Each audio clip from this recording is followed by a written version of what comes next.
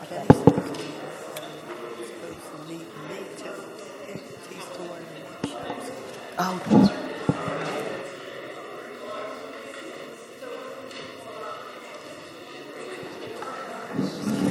Good morning, everybody. This hearing is now called to order. This is the public hearing of the Joint City Council Committee on Children and Youth and Education. Thank you, everybody, for being in attendance here today. I recognize the presence of a quorum of committee members. Members of the committee in attendance are our wonderful co-chair, chair of the Committee on Education, Councilwoman Janie Blackwell.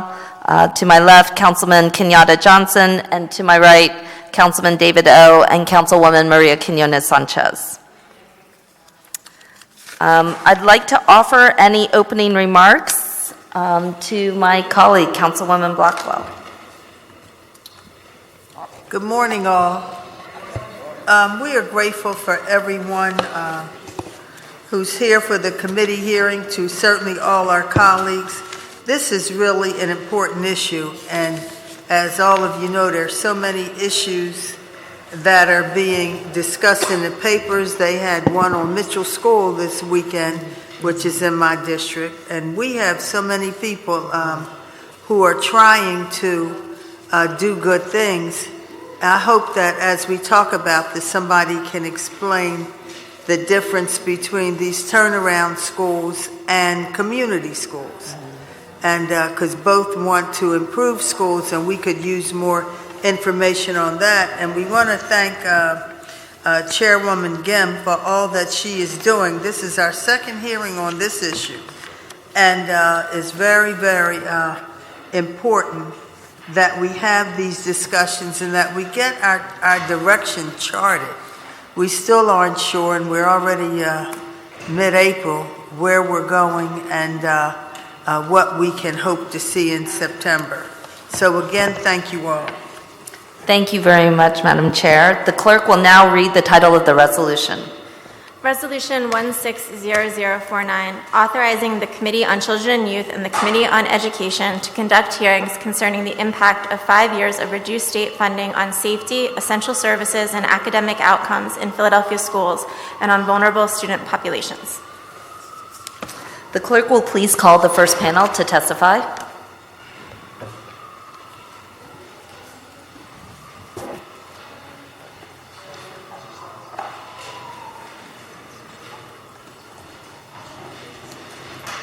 We'll have SRC Commissioner Marge Neff, Cheryl Logan, Ori Monson,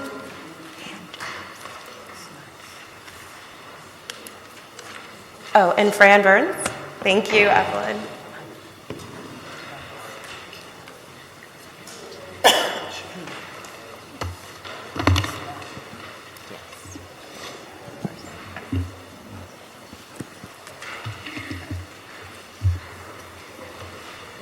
Good.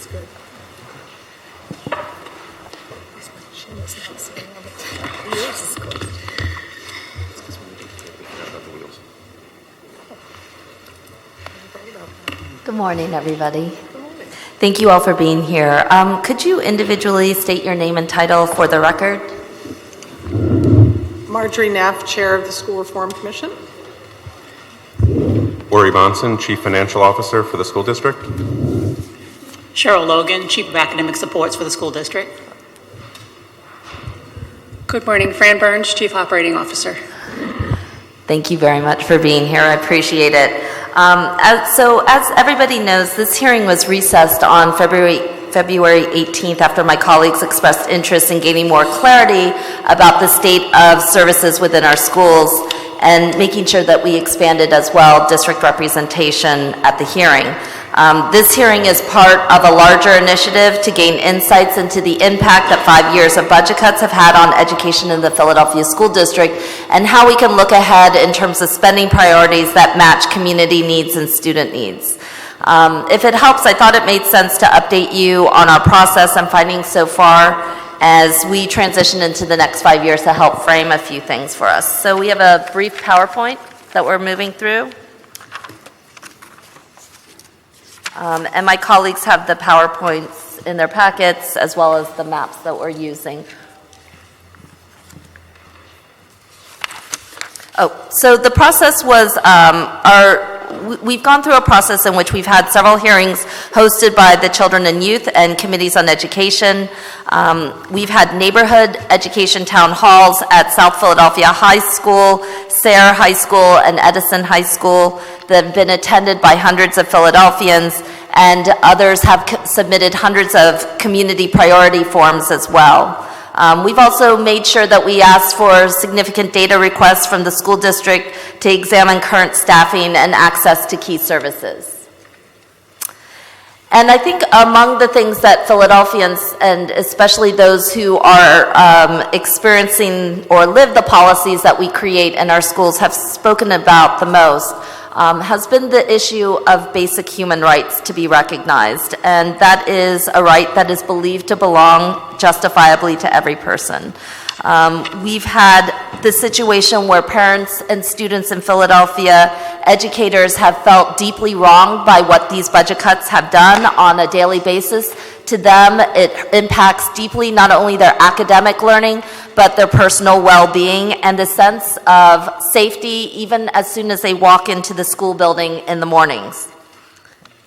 And that given a magic wand to talk about additional funds within the district, many of them are speaking about basic essential resources that are significantly lacking in schools that have a tremendous impact on their sense of safety and well-being in our schools. And that's in part why I've spoken about this issue of not just being what we're held to in terms of just basic constitutional standards, but actual human rights beliefs in schools, and we'll go through that in a significant way. So I wanted to share with the public one of our first maps that I think is one of the most important things, which is what is happening in terms of teaching and learning conditions within our schools. We've discussed the significant impact of teacher vacancies. It's important to understand that teacher vacancies are a set of numbers. They started out with around 200, went anywhere from 150 to 180 currently today, but they impact an estimated 9,600 students over the course of an individual school day. The vacancies also impact the fact that there are 2,000 students in 64 split grade classes in just K-3 alone, which is tremendously significant when we are talking about a literacy initiative that asks us to put every 8-year-old on grade level. Split grade classrooms are those that are forced on schools and teachers. They don't have pedagogical basis. They are primarily used in order to save money or because that there's a lack of teachers to be able to fill out a whole classroom. There seems to be little prep training or extra support for teachers who are in split grade classrooms. And additionally, we've been trying to talk about the issue of overcrowding in schools and what it feels like. It could be 300 high school classes over contractual limits. The Philadelphia Federation of Teachers has talked about nearly 600 classrooms over the limits, that we are seeing significant rises in terms of recognition. I believe that many of us were a little shocked in City Council to hear that the school district was starting to count overcrowding as being at 39 students in a classroom. We do not think that that was something that was commonly agreed upon, recognized, or publicly presented to anybody. And that, in fact, recognizing that the contractual limit of 30 students in K-3 and 33 in 4 to 12 are exactly that. They are the contractual maximum of students that we want to see. And anything over that is starting to feel crowded. And that is something that many young people spoke to, what it felt like to be in deeply overcrowded classrooms, to not have enough books, to not have enough seating space, to never feel like a teacher could have enough time with you to answer your questions. And to feel the few minutes that you have in a high school biology class, in a classroom of 50, or a gym class of 77, feeling like it just doesn't feel like school anymore. It feels incredibly oppressive and stressful for a lot of young people. The legend in the map that you see there is just alone the split grade classrooms in grades K-3. And again, we really want to support children's teaching and learning. We want our educators to become fulfilled professionals.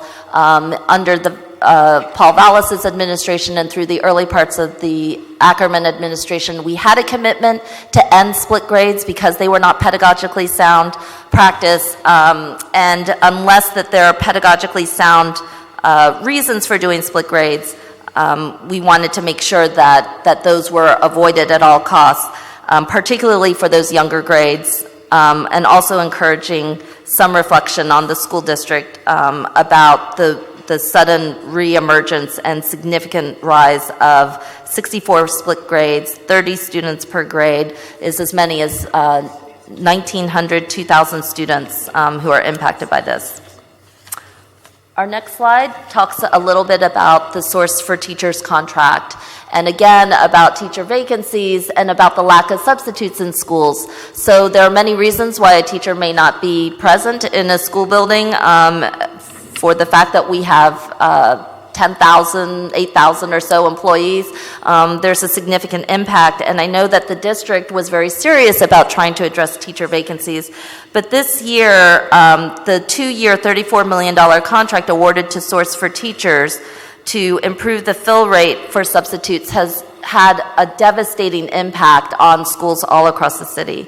On average, by January, according to district numbers, only an average of 35 to 45% fill rate, even though the Source for Teachers contract guaranteed 70%. What that means is that we saw thousands of instructional minutes that are lost due to the lack of substitutes in schools. We talked about the safety of students who felt deeply jeopardized when they show up in a classroom and there isn't a teacher in the classroom or on duty because they're running from one place to another. I talked to, and we spoke with principals all over the city who talked about what it felt like to have significant teacher vacancies, substitutes who don't show up, and staff who have to work from morning to the end of the day without a single break, filling up their prep periods, running from classroom to classroom in large high schools, desperately trying to fill in these spots.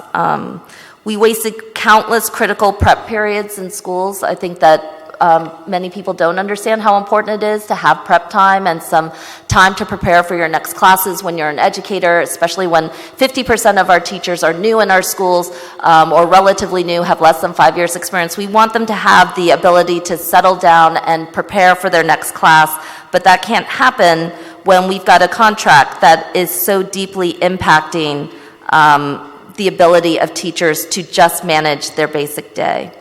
The legend that we saw, that you have before you, and the map that is there and is in my colleague's PowerPoint, shows that the dots in green are the only ones in which the substitute fill rate is at 80% or exceeds the Source for Teachers promise.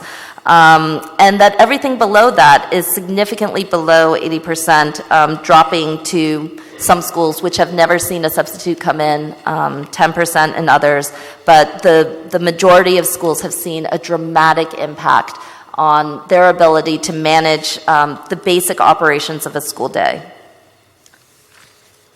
The next finding is about counselors in our schools. Today, we've got 17,000 children in 31 schools that attend schools without a full-time counselor in them.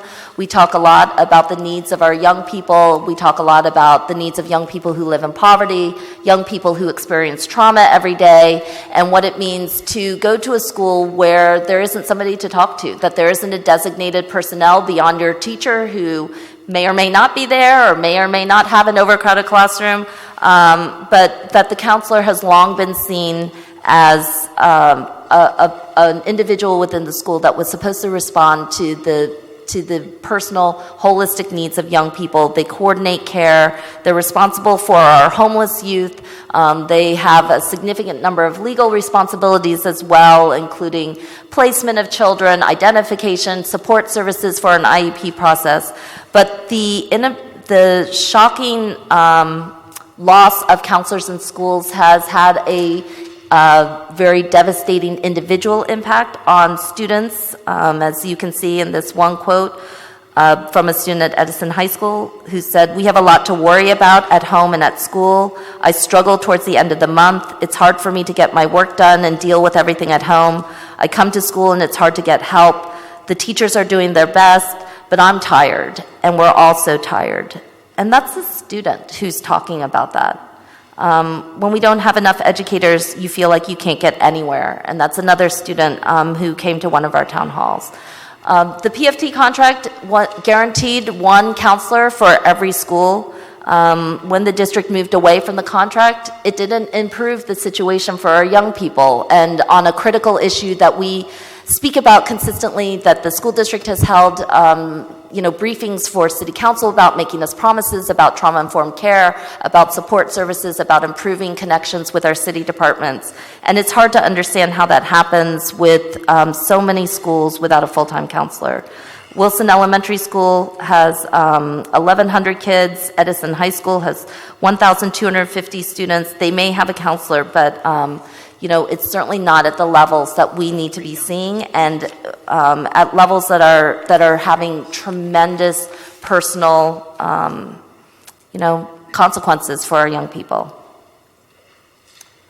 The other area that we're looking at is this issue of school nurses. We have talked significantly about what it means to go to school without a full-time nurse. Again, many of us know and talk about young people who live in poverty.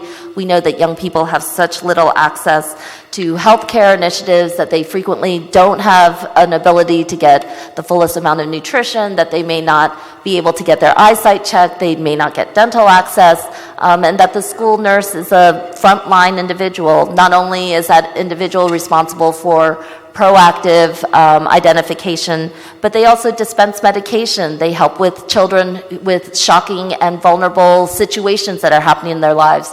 Students come to school with feeding tubes. Students come to school with epileptic fits. Students come to school with asthma attacks and the need for insulin shots to handle their diabetes. And the absence of a school nurse means that somebody else has to pick it up, or that parents have to do it themselves, or that parents don't feel safe. And if there's one area where we heard from parents consistently and significantly, was that the lack of a full-time nurse in school made them feel like they could not send their child to school without feeling that their child would be cared for and safe. We have 64,000 students in 131 schools that do not have access to a full-time nurse. And that the consequences have ranged from students who may miss school and actually can go into the DHS truancy system as a result. We certainly had anecdotal testimony towards that. And on a regular basis, parents who've been called out of work to pick up sick children, 911's been called.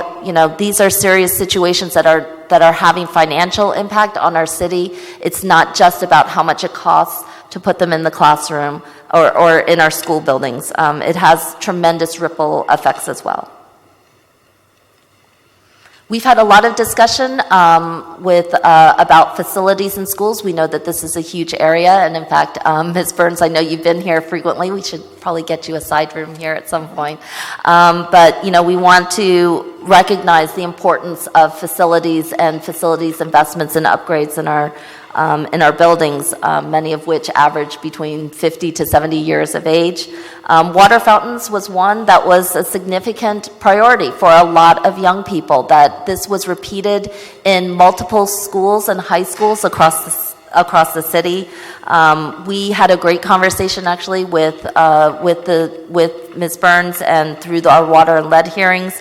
But we would continue to urge the school district to take a look at this issue of water access and hydration in our school buildings as being something that young people have frequently mentioned as making them feel like they are not valued when that's not readily and clearly available to them. We've requested data for the location and operational status of all drinking water sources in our schools. We've requested information about expanded testing of all water in Philadelphia public schools. We have a commitment from the district to create a new inventory and to potentially retest representative water sources, but hope that we can also continue with that conversation, knowing what's moving. And then as we talk about what we found, I also want to take a moment to take a look forward.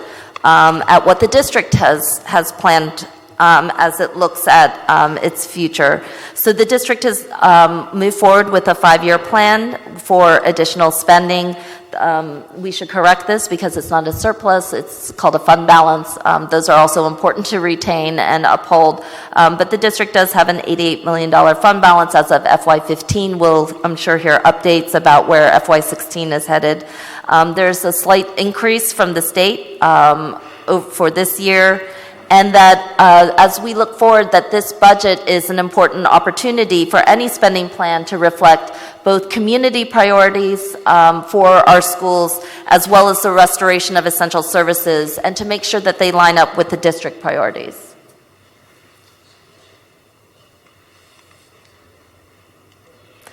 So the district has elaborated on a number of its priorities for spending, including literacy initiatives, an instructional materials refresh, turnaround schools, literacy coaches. It's looked at college and career readiness and labor in the workforce. The college and career readiness has mentioned tech refresh, high school labs, AP courses in gifted ed, and summer enrichment as well. But as we take a look at some of the district priorities, one of the questions that we're going to want to make sure that we ask is how they match up with what the community priorities have talked about. Whether these are system-wide improvements that will touch every child at every school, which many schools and individuals feel does not currently happen. Does it make sense in terms of how we're addressing actual students' needs? I know that there's a lot of interest around the summer enrichment and AP courses, but there's also a real need from a lot of teachers' perspectives to deal with strengthening our current curriculum, making sure that we're fulfilling our curriculum on every level. If there's any plan for remediation and smaller class sizes to help support young people. And how other types of things around CTE and diversifying our outcomes and understandings for young people can improve. And district priorities for the future have mentioned additional things such as the Summer Institute program, in the future, the elimination of split grade classrooms, reading specialists. But one of the things that we tried to highlight here is that those may not necessarily be additional investments, that if we're talking about a district that is on track to having every child on grade level by K-8, to put so many thousands of students into split grade classrooms, to not have them be on level, to lack supports for those teachers, that we need to really think about whether those should be additional investments for later or how they're being prioritized for now. And then, of course, we have our FY 2017 concerns that are also looming. So we see just for next year, $121 million being spent in additional charter costs, $23 million for turnaround, which I think my colleague and co-chair, Councilwoman Blackwell, has a lot of questions about how it actually reflects a significant, consideration towards improvement of schools. 3 new Renaissance charter conversions, which are being proposed with no clarity about the financial impact on the rest of our district schools. And of course, a plan to close 3 schools annually starting in FY18 with no clear end. And then we have our community priorities on the other end of it, what it means to restore essential services back to schools, to serve all children equitably across the system, not for some kids at the expense of others, but to really look at what it means to restore teachers back to our classrooms, to ensure counselors at every single district school, to make a promise that the issue of school nurses, which the district has been great about making a commitment towards, is not dependent on the governor's budget, but is in fact guaranteed for every parent to feel like they can send their child to school safely, that books and supplies are being paid attention to, that we're having a conversation about facilities and water access, that we're talking about what it means to invest in the personnel to ensure climate and safety, And also, an area that has gotten shortchanged recently is to ensure that we're talking about supports for our special education population and our English language learner population. Those are two high-need populations that frequently go unmentioned around some of our specific needs and priorities, but are significant in terms of their representation within the school district. So 10% of our families are of our student population are English language learners, but of course, as anybody in the school district knows, they're highly concentrated in particular schools, and many of the families, Furness, which may have almost 40%, almost 1 in 2 students who are new immigrants and English language learners feel like they're getting such little academic and support services, despite the fact that they're serving such a different diverse population. Of course, our neighborhood high schools are serving such significantly high populations of high-need special ed students. And again, the repeated feeling is that so many of our neighborhood high school principals feel like they're not getting the supports that they need, that they're not getting the types of investments to deal with their population, to ensure that those students are not only felt welcome and included, but also are being groomed to succeed in diverse ways for them as well. And then do just want to mention for my colleagues, and the final comment for my panelists is that we have so many young people in DHS who are involved in the system, 1 in 5, and we have a desperate need to make sure that our city and district services coordinate. Myself and Councilwoman Blackwell will be absolute partners on making sure that happens, but we have to have the personnel in schools to make sure that we have those contacts so that every principal, every school, every child, and every family can be assured that we are doing everything on our end, and if there are gaps, that those are incidental, anecdotal things, but that they are not the fault of any systemic neglect on behalf that impact young people. So those were some of the hearings. I did want to update you on what our process has been for the last 3 months. We've been serious about trying to understand some of these findings, and it's with that spirit that we bring you back to City Council. We welcome you, and would welcome our first testimony from SRC Commissioner Marge Neff. Thank you. I don't have prepared testimony. I'm here to answer any questions that you have pertaining to the SRC. Is there anybody who has prepared testimony today? No? Okay. Would any of my colleagues like to make any additional statements before we begin questions?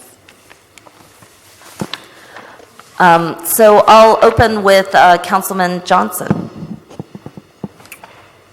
Thank you, Madam Chair. Thank you for pulling together part 2 to this hearing, and obviously I didn't have the opportunity to attend the first one, so just forgive me if some of my questions may be a little redundant from me not having the opportunity to be at the first hearing, but thank all of you for being here. Thank you for your service on this very critically important issue as we address what I like to call the school to college pipeline for our young people. And I'm a product of Philadelphia public school system. Edward Bach High School is the school I graduated from. Went on to the University of Pennsylvania. That's where I got my master's degree, undergraduate at Mansfield University. So I'm a strong advocate in helping our young people go on and follow their goals and dreams in spite of their circumstances. And I'm from Point Breeze, South Philadelphia, probably one of the most at that particular point in time, impoverished areas in the city of Philadelphia, but now it's totally changing through development and gentrification. And so I do want to thank all of you for being here. But to the matter at hand, a couple questions. The $88 million surplus, and surplus, when I hear surplus, that always sounds good. I know the district doesn't have to come in front of council this year requesting funding, but in the midst of all of the needs and the things that need to be addressed in terms of improving the quality of life for our young people, the quality of education, can you just give me a brief overview of how you were able to come up for the savings and the $88 million surplus? And then 2, what's going to be the priorities as it relates to how that $88 million is spent That's the first question. And then I also, as a follow-up, would like to get an understanding of the substitute contract and how we're going to move forward. I was informed that there's testing that started today for some of our students. I remember the California Achievement Test, during that generation of Dr. Constance Clayton. And in order for me to be prepared to take that test, it was the responsibility of me having a strong, actually teacher, not a substitute teacher, so this is a very different time that I'm living in, that a substitute teacher would actually be educating a young person for a standardized test, but nevertheless, that's where we're at. So those are my two key questions that I want to get an understanding of. How did you come up with the $88 million? Two, what are going to be your priorities as you begin to spend down that $88 million? And then the second part is the substitute teacher's contract. Thank you. Thank you, Councilman. Good morning. In terms of the $88 million fund balance, so that was the year-end. Can you state your name for I'm the sorry. record? My name is Ori Monson. I'm the Chief Financial Officer for the district. Thank you, Ori. So the $88 million year-end fund balance, which was fund balance at the end of basically June 30 of last year, a lot of that was driven by the cigarette tax revenues, which were a little higher than anticipated, the sales tax revenues that came in. The difficulty was in terms of ending and not being able to spend during the year, which is usually a priority. Real estate tax collections for the city and the district came in very late that year. At one point, they were actually talking about reducing the projected dollars that would be received, and the cigarette tax was uncertain, being a new tax. By the time the dollars came in late in June, it was too late to spend in that year. And then the real problem was there was no state budget. So although $88 million is a large number, it represents barely 2 weeks operating for the district. So when you're not getting any dollars from the state, it was very difficult for us to even consider respending the money at that time during this year. We were able to push out more money this year as funding became more certain and we wanted to make investments.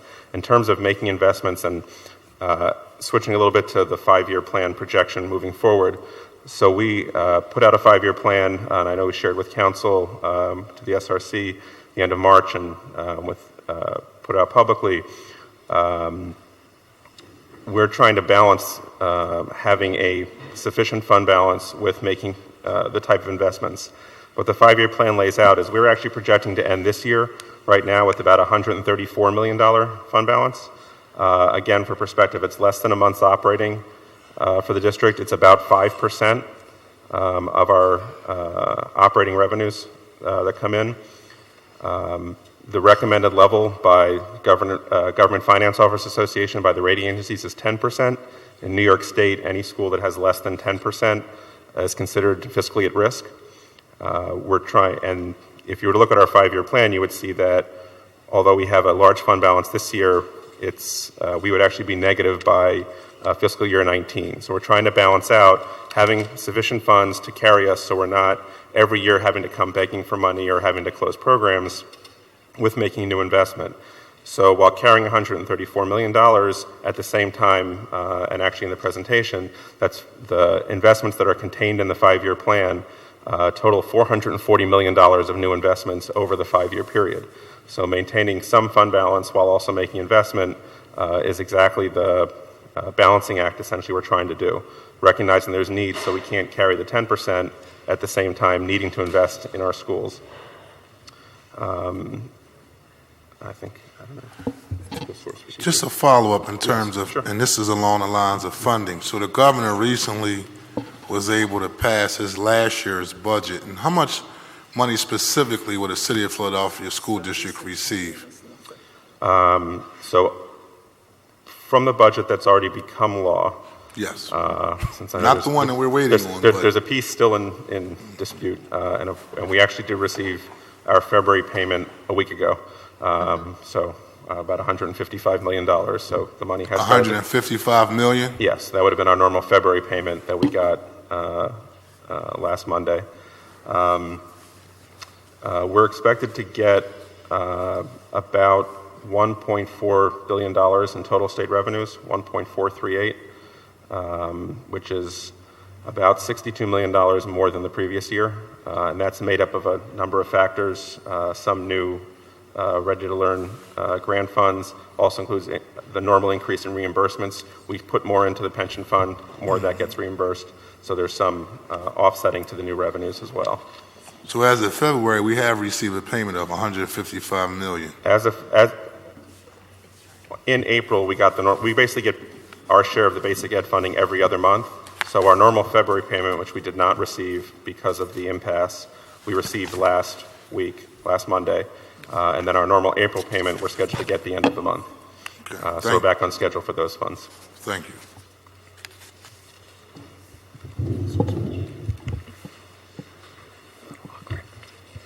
Fran Burns, Chief Operating Officer.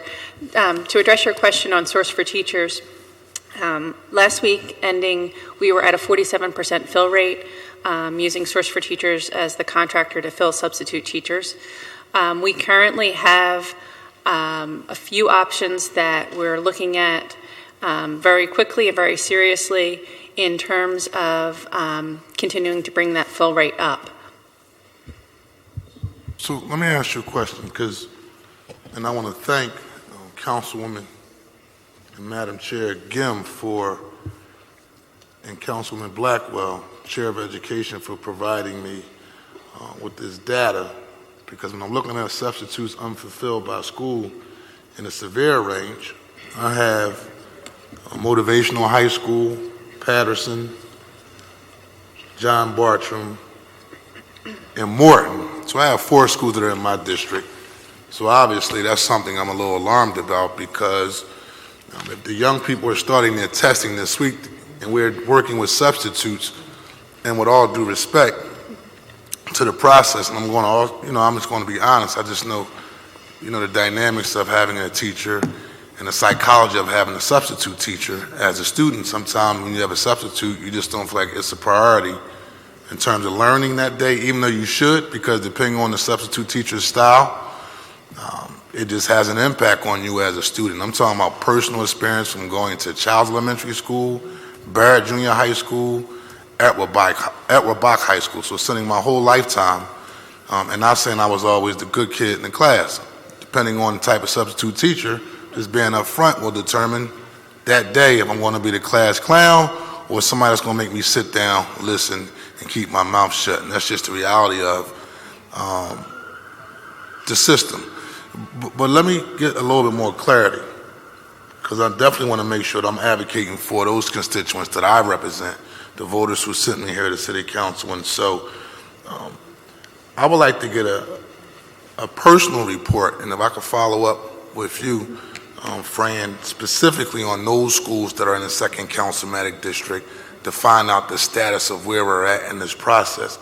But I also want to delve a little bit into, why are we going in this direction again? Is it cheaper to go into the substitute teacher with a private outside contractor than work in partnership with your current PFT? Like, why are we using a substitute outside company to fill the classrooms? And I'm just asking a basic question, because I remember the report that they weren't actually doing what they were supposed to be doing, this outside contracting company, as opposed to... They're not meeting their contractual obligations. Yes, that's my point. The benchmarks, yes. In hindsight, the intention was, it wasn't about savings, it was about higher fill rate. Higher fill rate. And the contract has been an epic fail. Understood. I'm not going to mince words about that. And I'm just trying to understand, so when you say a higher fill rate, right. So the district was concerned compared to, who would be filling, if we didn't have this outside contract, who would be filling the classrooms with substitute teachers? So under the old system, when the district was handling its substitute services itself, the fill rate was averaging 60%. And the district proposed using an outside contractor who guaranteed a much higher fill rate. And Higher than 60% is what you're yes, saying. yes, and Okay. as you can see from the data that the councilwoman has provided and we have had as well, that has definitely not happened this year with that vendor. And tell me more about this company. So you have a private vendor that provides substitute teachers inside Philadelphia public schools. Or how do they go about vetting the actual substitute teachers that they're going to be placing? I'm going to let Fran give you the specifics on that. Certainly. The teachers come in for, the potential candidates come in for an interview, a face-to-face interview, and it's through that interview, through background clearances, through the resume that they bring, as well as an on-site training session that the candidates are vetted. Okay. All right. So what's their reasoning why they couldn't meet their obligation? And are we terminating the contract and starting from scratch and moving forward?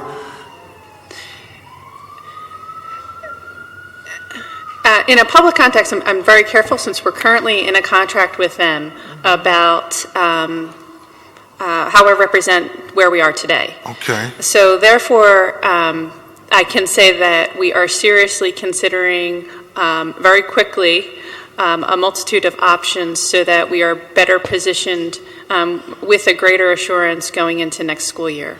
As well as working, obviously, we haven't written this school year off. We are meeting with them daily about What's their reasonings as to why they couldn't meet their obligation?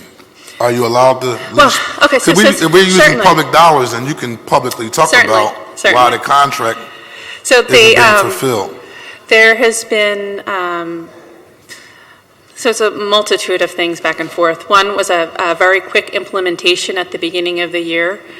So they would say that we implemented late to get a strong start to the beginning of the school year. I've heard from them that they believe there's a shortage of supply in substitute teachers in the region. I have heard the difficulty of the time on when teachers give notice of being absent for the day as a potential problem on their staffing. I've heard that they may, and we actually have addressed this over the course of the year, but initially heard some feedback around the pay rates that we were offering. So those are some of the conversations around from the vendor. All right, and I'm going to wrap up on this. Some other colleagues can ask some questions. So with this specific contract, and I'm just trying to get an understanding, because at least for me, anytime we talk about, again, that pre-K to college pipeline, public education, when we come across instances like this, like it should be like an alarm, like a sense of urgency. Like either they're going to get with it, and then we cancel the contract, we deal with the litigation, and we figure out how to fix it. Because, and that's why I'm always, when I approach these hearings, I'm mindful of my approach, because I recognize that, like, a lot of these young people only get one shot. And half of us in here are professionals. Some of our kids go to public schools. To be quite frank with you, some of our kids don't, right? And so it has to be that level of urgency as if it was yours, because you don't get a second chance. And that's when we don't get it right, well, we keep doing budgets year after year, and then we sit in these hearings, we talk about $155 million coming from the district and $88 million surpluses. And then the reality is, for me, like, how do we just change the culture in terms of achieving and getting it right across the board? Because if we don't get it right, then on the other end, that's where we got jails, institutions, and death. And I'm not saying it from a soundbite standpoint, because we all professionals. But when I hear, and I heard about this release, I heard on the news about this contract a while ago. It wasn't recently, like it was a while ago. I saw it on the news. And I'm like, okay, obviously, if it's on the news, they're going to fix it. And then here it is. That had to be like a couple months ago. And so it's like, okay, if this company comes in, eat the cost. I mean, I know I'm quite sure you got insurance for lawsuits. If they're not willing, if you said we're doing the 60% placement rate on our own, and they come in and they're behind, then to me it's a no-brainer. Like, we're not going back to the table to try to fix it when you're already getting paid. Let's move forward. And so, again, I'm not coming out here for the sound bites. I'm just coming out here on a real passionate issue because, I mean, at the end of the day, it's the young people who are impacted, and I know how this process works. I've been around for a little bit. The adults and the professionals, that's what I always say. If we had a law where we could put all the professional kids inside the public schools, including elected officials, I think it'd be a different level of urgency on how we're addressing this issue. That's just my personal opinion, because we can't be dressing substitute teachers and a lack of placement, and it's 2-3 months down the line when the issue became a major issue publicly. And so I just wanted to state that for the record, and I'll save my other questions for the next round. Thank you so much, Councilman. The chair recognizes Councilwoman Quinonez Sanchez. Thank you, Madam Chair. Let me say that I really appreciate the work that the Committee on Children and Youth did and the community sessions that we had. You know, every once in a while, and I said this to a friend the other day, is like the new normal is we don't have. But, you know, for the folks who participated in those sessions, and I didn't get a chance to participate in Sarah, but in South Philly and Edison, I was pleased at how many people still believe we can get this right. You know, young people, you know, really just asking for that opportunity that Councilman Johnson was talking about. So, you know, I want to thank all of you, in particular Principal Neff, for taking on this thankless job sometimes. It's a lot of hard work. But there are people that believe we can fix the system, that believe we have the authority and the power to fix the system and to make things better. And so I want to deal with what we can control, not necessarily what goes on in the state. So in that context, I'm going to take advantage that this is Yuri's first time over here and start asking some financial questions, so I'll leave the other folks alone. This is finance.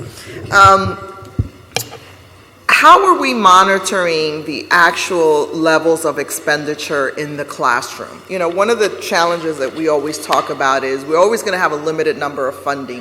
What percentage of our money is going into the actual classroom, and how does that compare to before this financial crisis?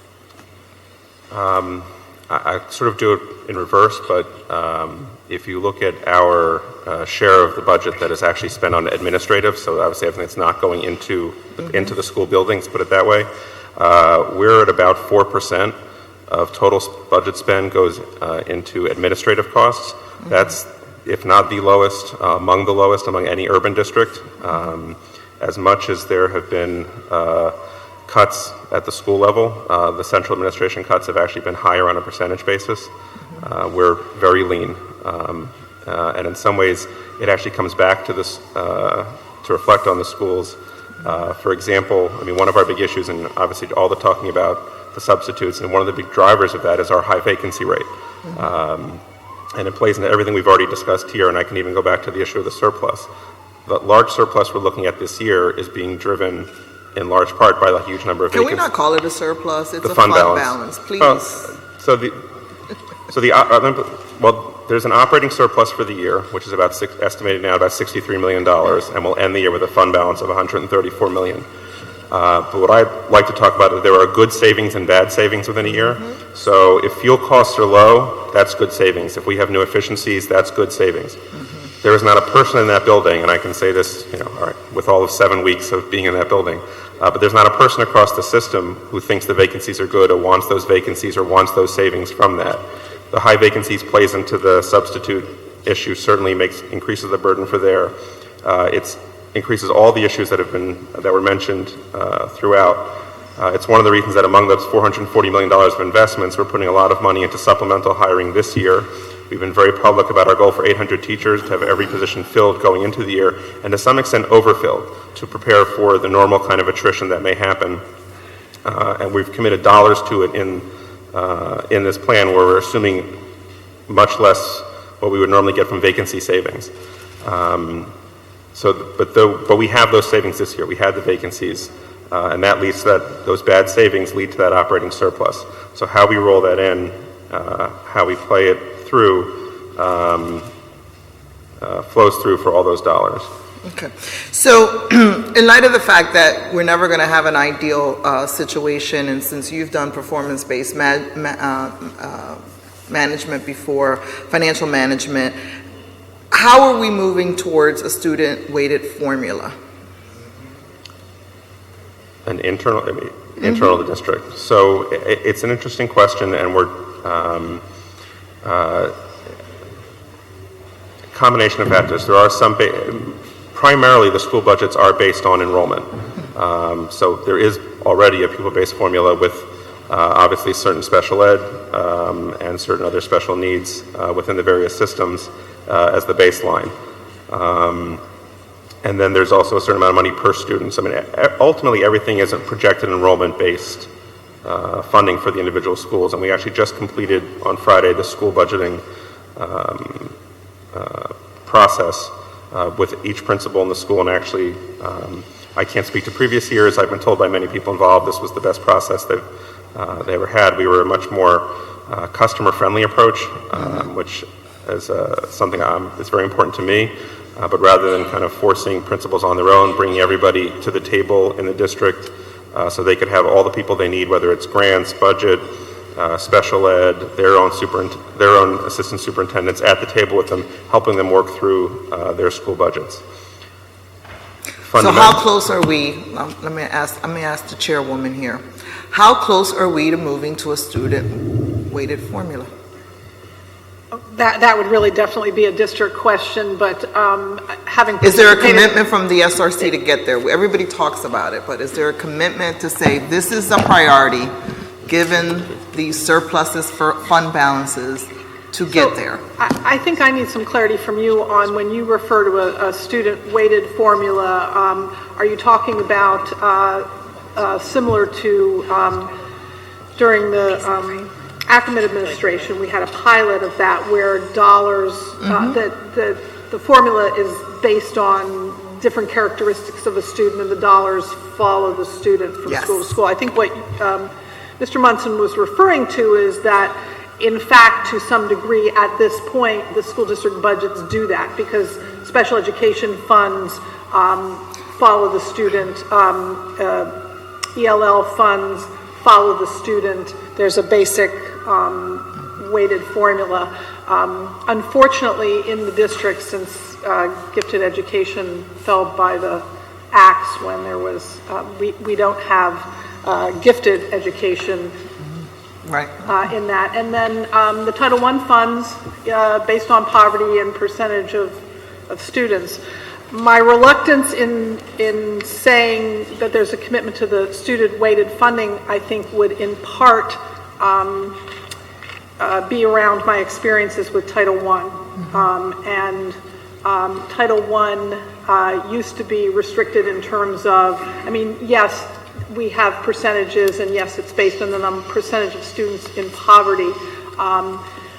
In the past, I don't know, 20 years ago, 25 years ago, it actually was the students were identified in the school, the funds were only allowed to be spent on those students and until we moved to the school-wide model. So I have a little concern that we not have a formula that in any way impacts how services are delivered in schools. I think one of the good things that happened is when we went, the Title I funds went to a school-wide model so that, you know, Johnny, who didn't meet the criteria for Title I, sitting next to Mary, who did, you could service both those kids with a program.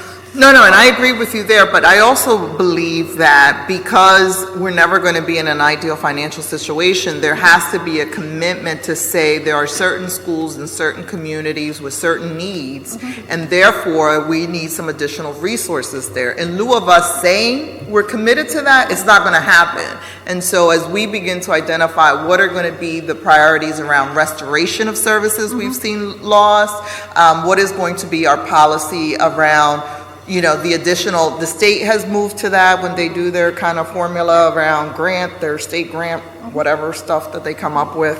There needs to be a commitment here locally that that's going to be part of the equation as we decide the kinds of investments that we're going to put in schools. And so in lieu of that, then we're left to who's the best principal, who's an advocate for their building and those types of things, as opposed to there's a commitment in some communities because of the educational disparity, achievement. Right, and maybe Mr. Munson or somebody else on the panel wants to speak to that, but in the way the funds are distributed in school budgets, there's the baseline that everyone gets, it's a per pupil, and then the categorical funds address poverty, special education, ELL, so are in fact based on that.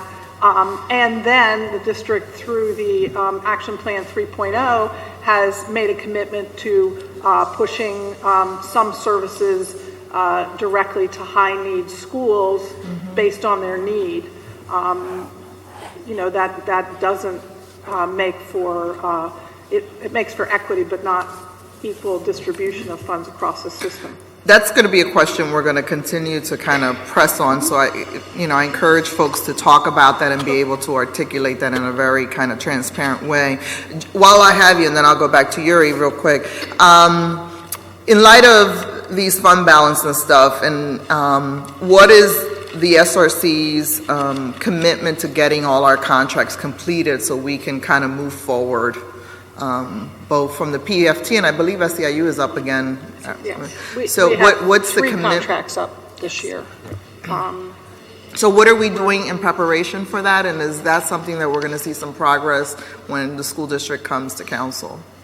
Well, I know the district is working actively to, now that we've identified funds that are available for all of those contracts, to bring I would be more than happy to vote on any contracts that the district negotiates that honor our workforce in terms of the sacrifices that they've made over the past 3 years with our limited funds, but also leave us fiscally sound. And I think we're in a position now to be able to do that.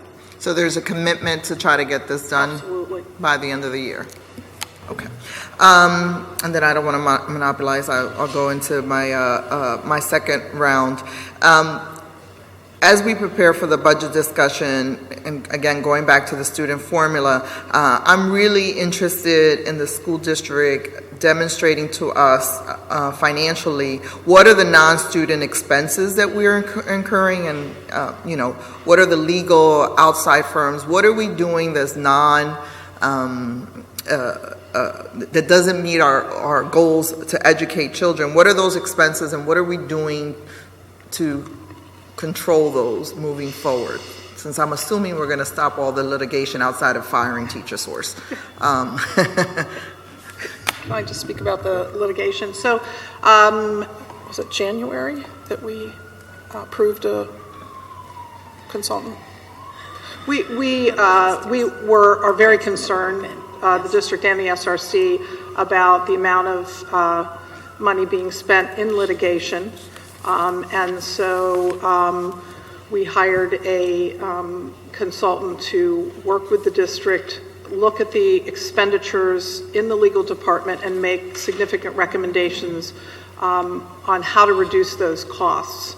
I have to say, from my background as a principal and also as a special education teacher, some of these cuts that we've made in central administration do end up having significant impact at the school level. And I think special education is a perfect example of that. When we are not able to ensure that our programs at the school level are meeting kids' needs and that we're meeting the law in regard to programming for those children, we then find ourselves in litigation over those issues. So I think that the district's going to be, with the recommendations from the consultant, not just looking at how do we internally in the legal department reduce those costs, but also what are the proactive things that we need to do in order not to find ourselves in those positions. And, Yeah. and looking at the cost of outside counsel versus Inside. using inside counsel. Yeah, and I'll end with this. I mentioned it to Fran Burns last week when she was here to testify for council. I'm very interested in hearing what procurement policies you have around Philly First and ensuring that the school district's billion budget is helping in the local economy. So there has not been a policy in the past, and we're really interested as we work internally with our own policies in ensuring that moving forward the district looks at that. I know we're always quick to save money, but saving money and paying contractors who don't have workers in the city, who are not paying wage tax, no incentive for people moving into the city, we all have to leverage that. And I'll wait for the next round. Thank you. Thank you, Madam Chair. Thank you very much. Just a point of clarification, Mr. Monson, could you share with us the expenses in the legal department over the last 5 years? Give me 1 second. Did not bring that printed out, but I do actually have it.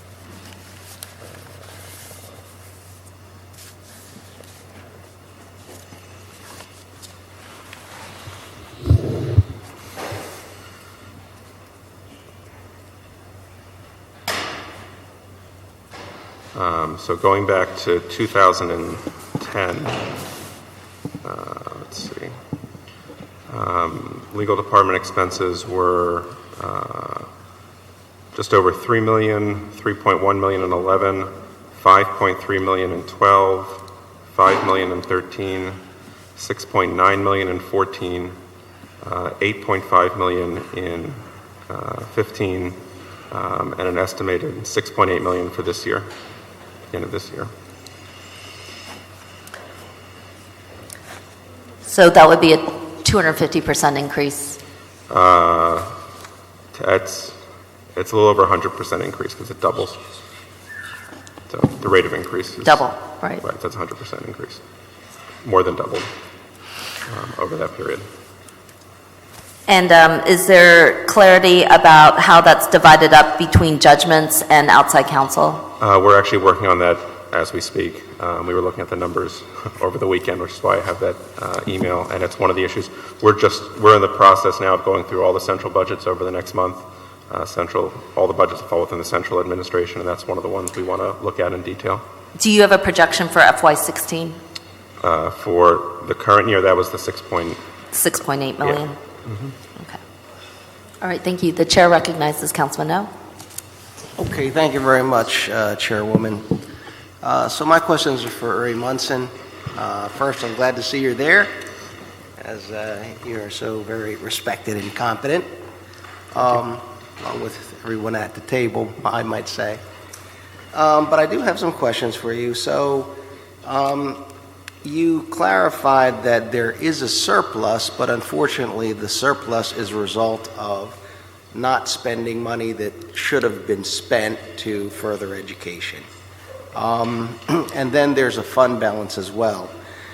Is there a plan or process that you're aware of to try to get a positive surplus? In other words, as you said, to have a surplus based on efficiencies and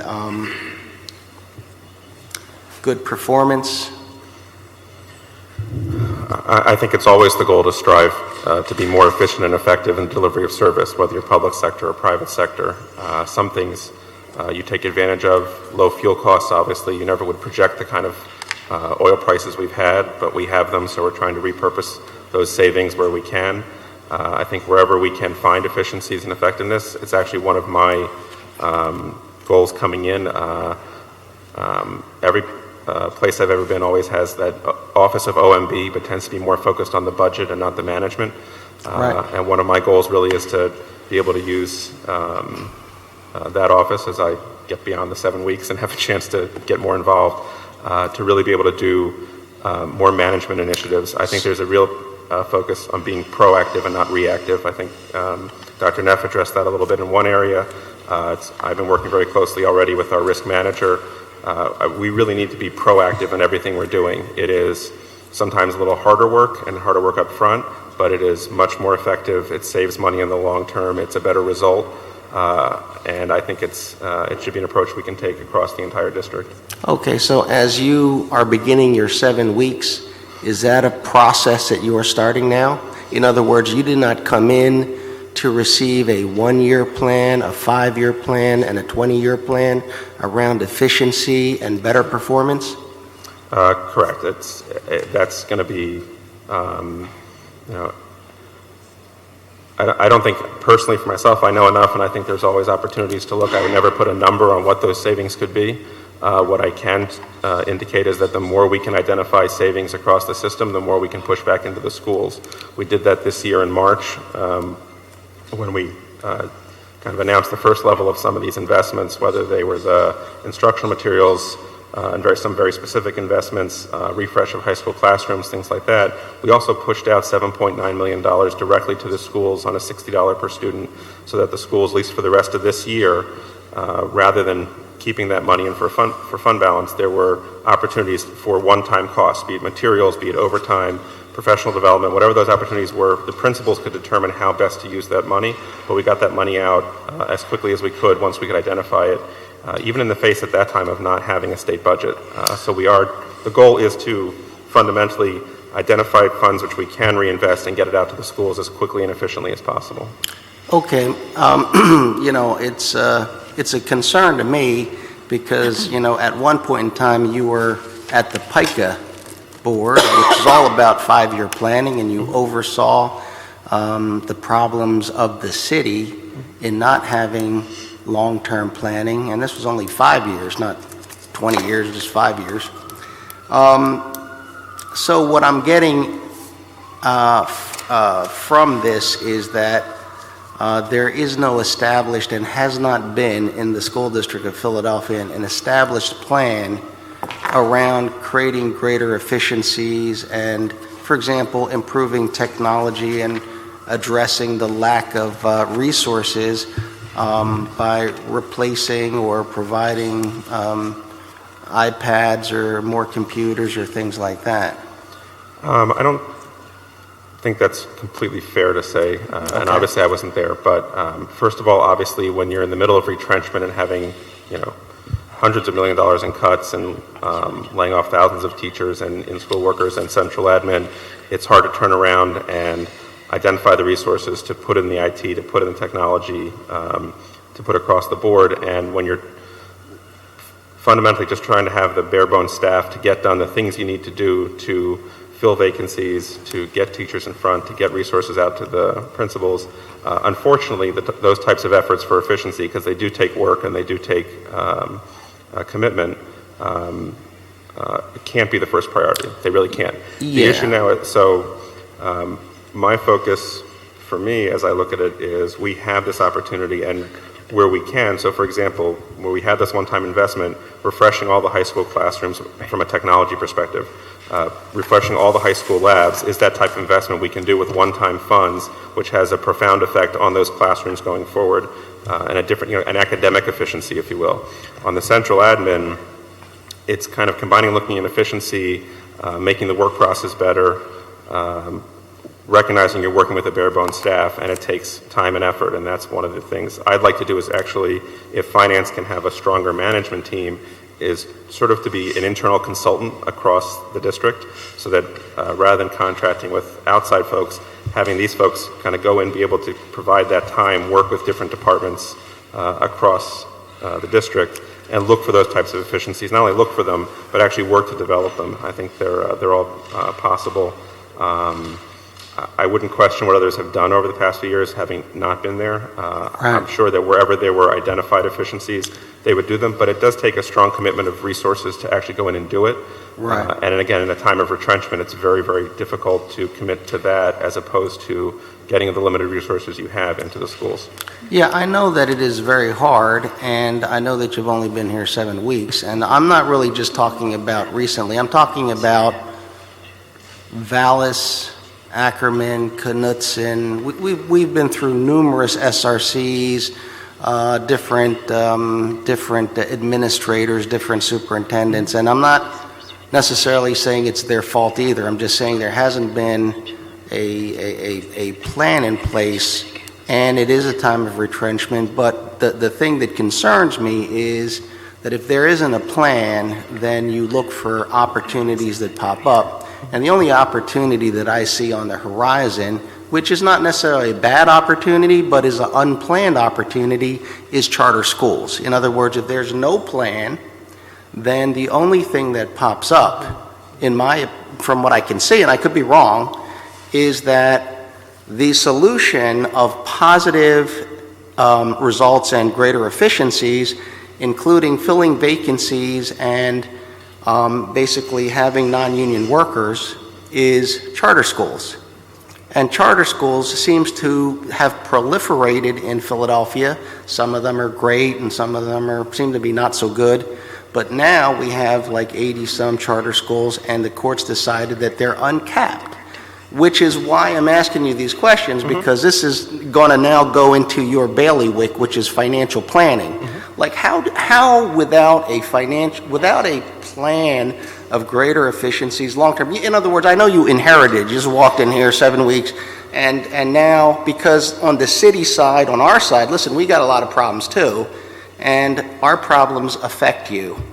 And so we got this, as you know better than me, we got a sunset on the PICA wage tax, and that means our city is not going to have money unless something happens, $350 million anticipated per year after 2023.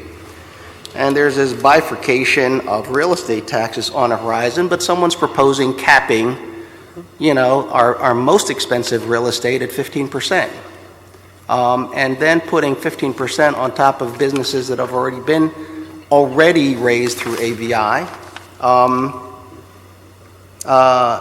And so with all these on the horizon that you've now got a plan for, which you didn't have to plan for 10 years ago, but I mean, this is coming up pretty quickly. Councilman O, if I may also support my colleague in answering this question, yes, given his please. 7 weeks. Thank you, I'm sorry, and acknowledging that.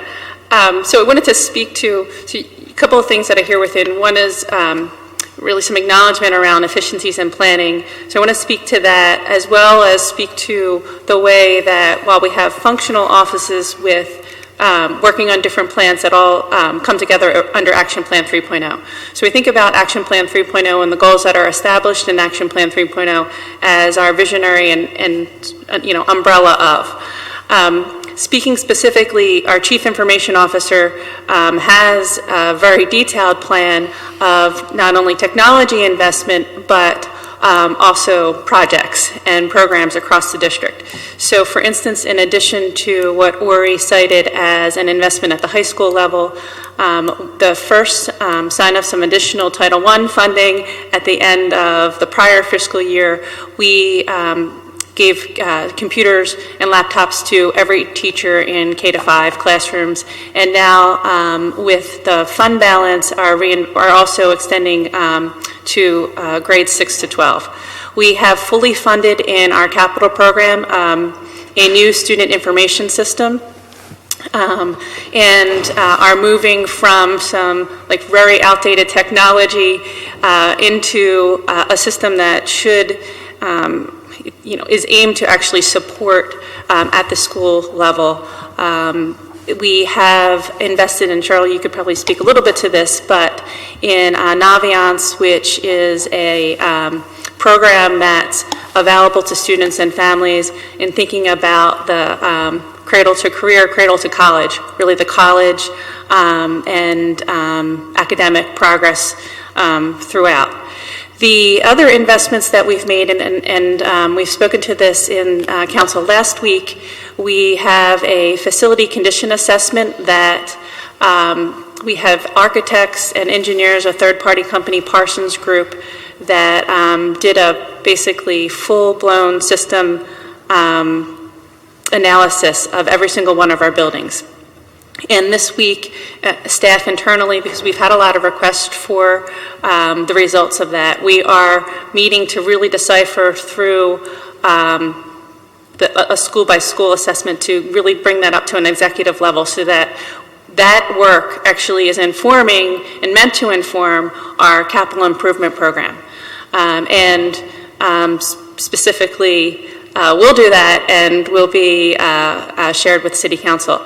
And then the other kind of, I think, the larger in terms of planning that I think is really important to hear from is the comprehensive planning that's being done.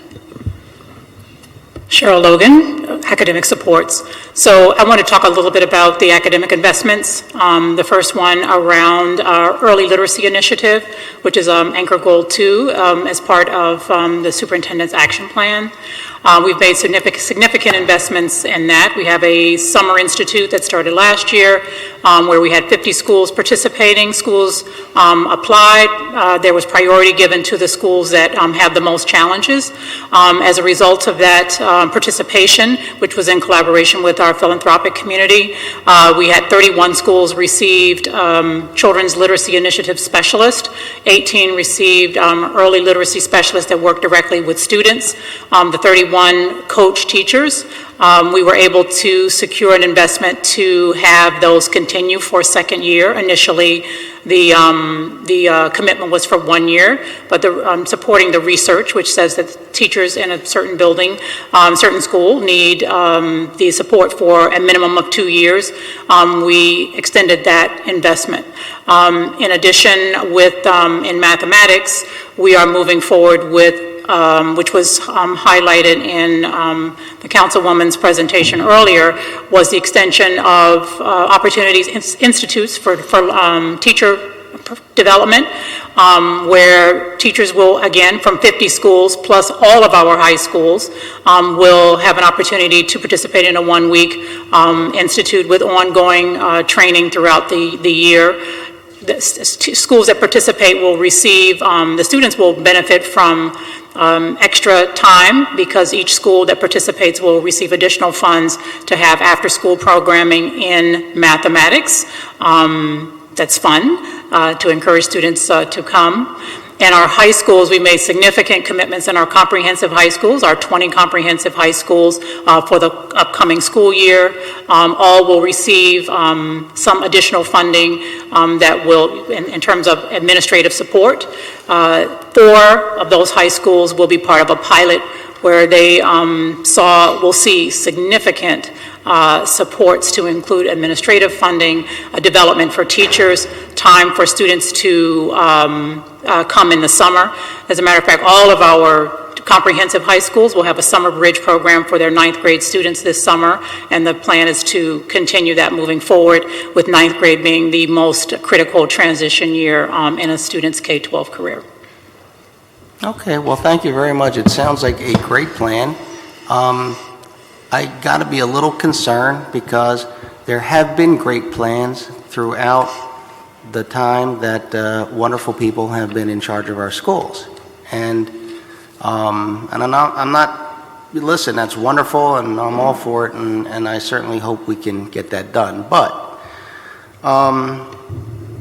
despite these great programs and plans, historically, Philadelphia has had just a tremendous amount of inequity between different schools. Just has been always that way, which I don't say it should be that way, but historically underfunded, underprovided for schools that, as we talk about some schools with iPads and 3D printers, we have other schools with no drinking water and, well, not no drinking water, just real bad drinking water, if you can get it from a fountain or two, and really a lack of fundamental resources, while other schools have wonderfully rich resources like orchestras and fencing teams and travel and all kinds of things.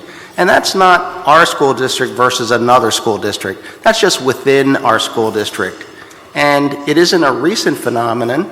You know, it's just that certain neighborhoods have had poor resources, no resources, you know, a lack of attention, and it's just been historic.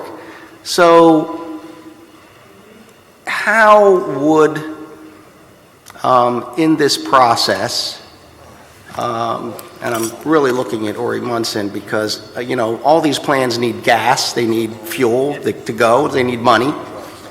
So, and not to put you on the spot, Ori, if you can't answer the question, or somebody else could answer it, how will you basically provide enough resources for these consistently just ignored or left to rot schools with bad bathrooms and smelly staircases and just all that stuff that we've all seen, to get them up to a certain level without sacrificing the good quality schools that are already doing well. And wouldn't that take a significant commitment from the state to put more than the amount of money that we're looking? Wouldn't we need more money from the state to fulfill its responsibility to the school district? So I think there are some multiplicity of issues there.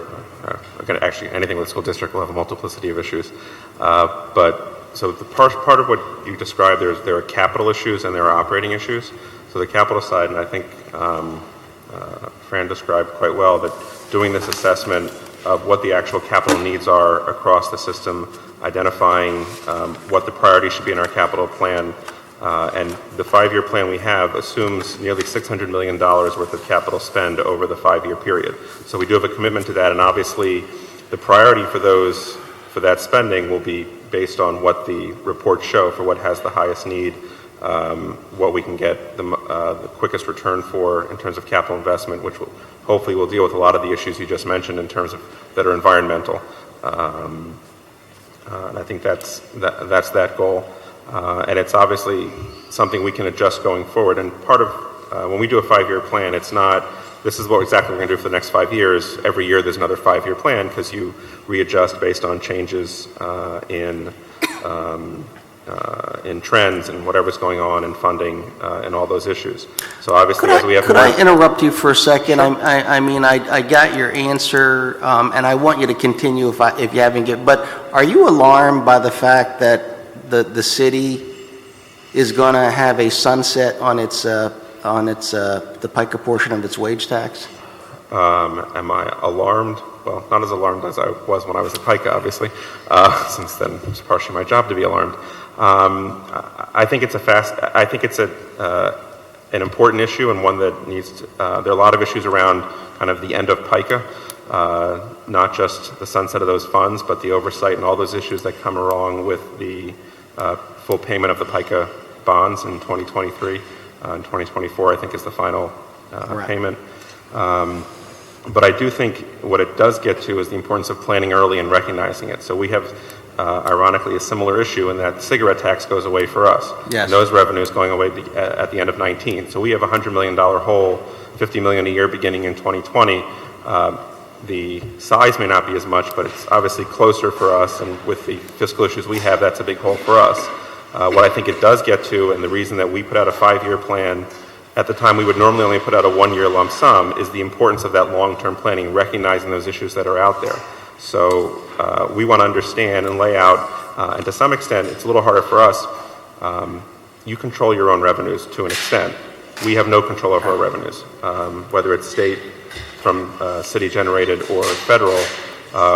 We have no control over them. So for us, it's a matter of laying out, given what is right now, we're going to be short $50 million a year from what we would have been getting before then.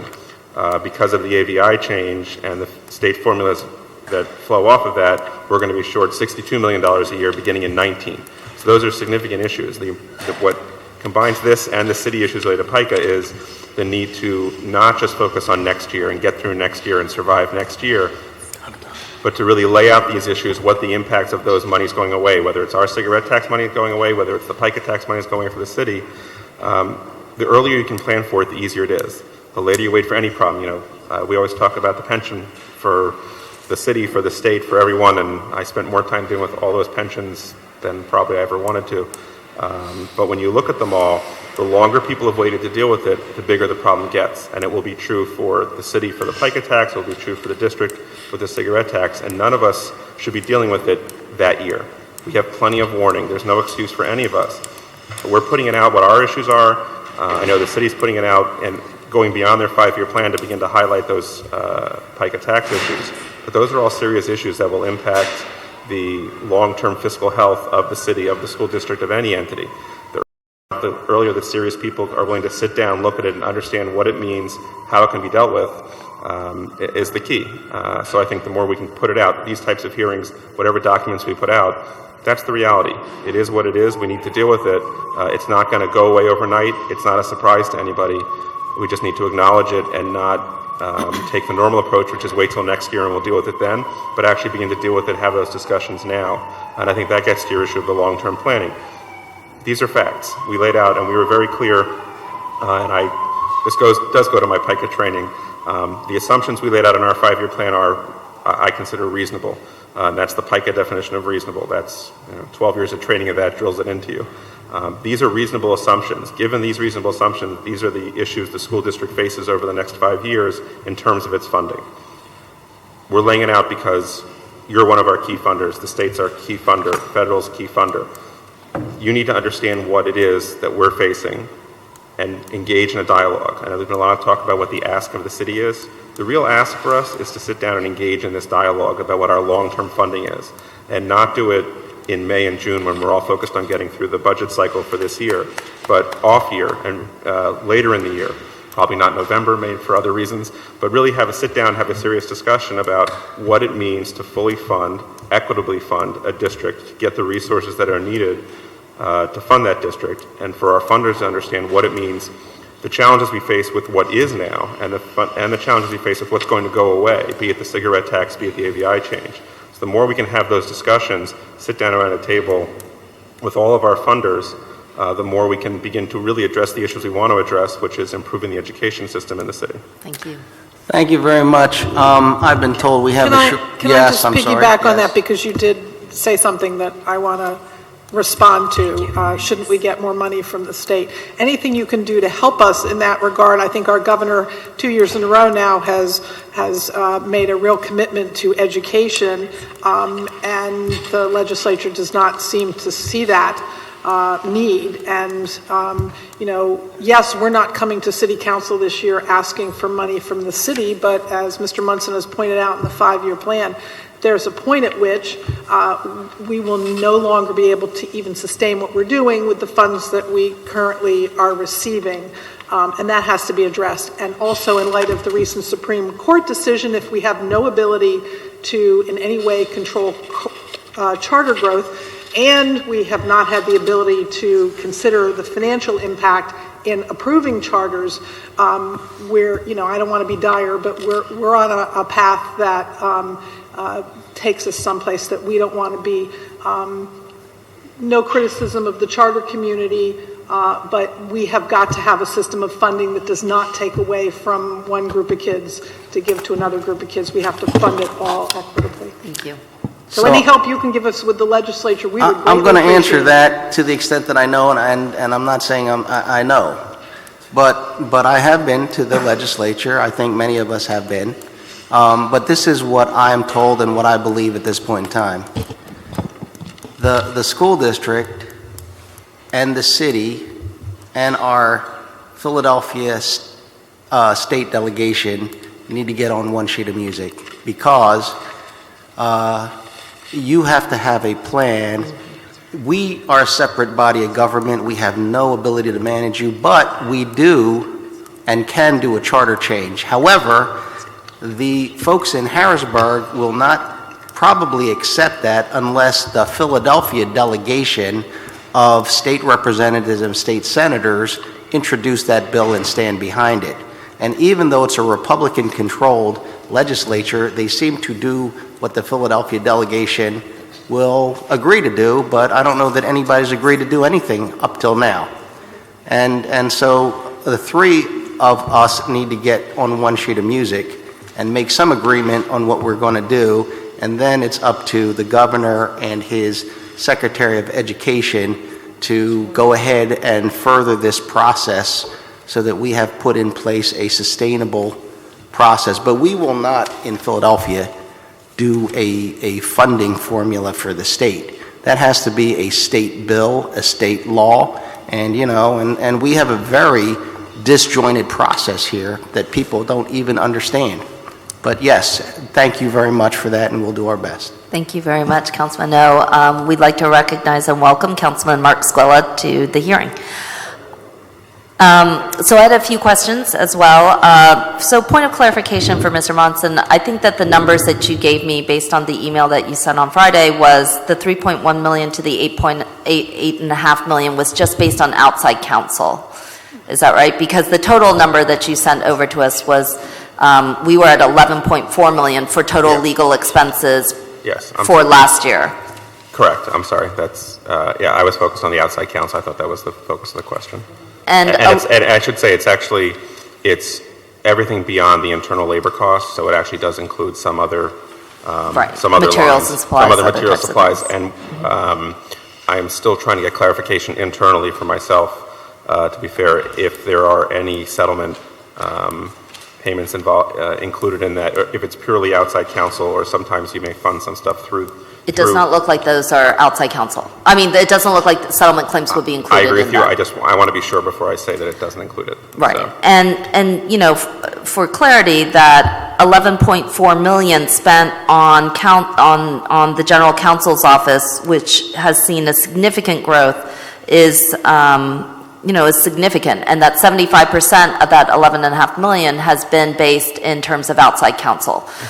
So that's a staggering sum, and it's something that is a deep concern, and is clearly part of the cost of not doing our jobs.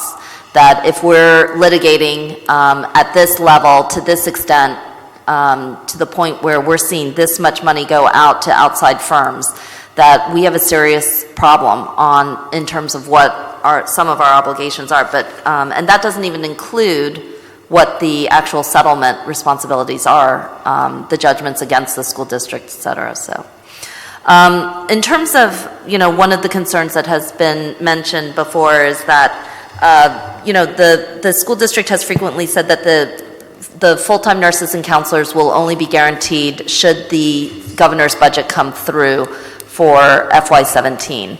And I guess, given the data that you've shared with us, given the education town hall hearings that we're hearing, is the district still going to only allocate full-time nurses and counselors to schools only if the governor's budget comes through? Or are you going to make a more firmer commitment to Philadelphia families and children that they'll be cared for and safe with a full-time counselor and nurse? We are currently hiring for a full-time counselor in every school and a full-time nurse in every school building. Given the projected surplus we have, I see the cost of those two combined are about $12.5 million for next year. Given where our projected fund balance is, we expect to have those people in place and to have them working there. I think the bigger issue for the governor's budget and going forward is, if you look at our long-term issues, is that we are negative in 2 years. And that's reality. So there's an issue of, can we have them for next year? Yes. But we don't, fundamentally, we need to be looking at our investments as not yo-yoing them, giving them 1 year and taking them back another year. And we want to have this to be a sustainable investment, that we have the nurses not just for next year and the counselors not just for next year, but for every year going forward, as that is seen as a priority. And fundamentally, we're not going to be able to do that. And whether or not under the current forecast, in 2 years, we're going to be making choices again about what is being cut, what is that prioritization. And I don't know what would be cut, but then why didn't you make an ask to City Council for this year? Why didn't we? If you're concerned about the long-term financial stability of the schools, why did you not make a clarity of an ask to the city? We are projecting a $135 million surplus, fund balance by the end of this year, off a $64 million operating surplus for this year, and having a balanced budget for next year and ending with a $135 million surplus again. To ask for money in next year's budget did not seem prudent. We showed that we can have balanced operations, that we can be okay for next year. What we wanted to lay out, and as I said, the real ask is, here is our long-term issue. We have sufficient resources to cover the next 2 years based on the investments we make. If we have additional resources, we can make additional investments. It is a longer-term discussion about whether or not in the out years of the city's 5-year plan, looking ahead for the state. Those are all things we need to discuss and be involved in and be allowed to have those recurring revenues to be able to sustain these recurring investments. But at the current year, we don't. Great. So the district is confident about its ability to deliver for this. So I think some of my questions will then focus in on ensuring that the district priorities really address some of the needs that are clear. So my next question would be for Ms. Logan. Thank you so much for being here. And the question has to do with split grades, particularly in kindergarten through third. Right. That we've got students who are in overcrowded classrooms, we've got teachers who are not prepared to or signed up to conduct split grades, that we've got indications that there are thousands of students in grades K to 3 who are impacted, and yet on the other hand we have a commitment that every child will be on grade level by age 8 on reading level, but we have no clarity on whether they're even in the right grade. So could you speak to what the district's commitment will be on eliminating, or what its stand is or understanding is on split grades, and where you will be on it in September 2016? So split grade classrooms as an intentional pedagogical approach are effective if it's an intentional approach. And how many of the split grades that are currently in place are intentional? I would say I would probably I don't know, because I feel Any? like Have you heard of any that are intentional? if I was going to, I don't want to guess, but my feeling is that some number of them are intentional, but a very small number. For a K-1, especially in a K-1, it's not unusual for principals to make I was an elementary principal for 10 years. Part of what I did was to make some intentional split classes only at K-1 with a looping, so that the child continued with the same teacher for 2 years. The research associated with those that is an intentional pedagogical approach, show that children do very well for 2 reasons. One, they have the same teacher and meet the same expectations, and they don't lose all of that time I didn't want to spend too much time on intentional, but I want to spend more time on the unintentional split grades. All right. So, but I wanted to address your question completely. I only asked, are you aware of any that are intentional? No, I'm not. No. Thank you. So back to the split grade situation, where will the district be in terms of accounting for and addressing that?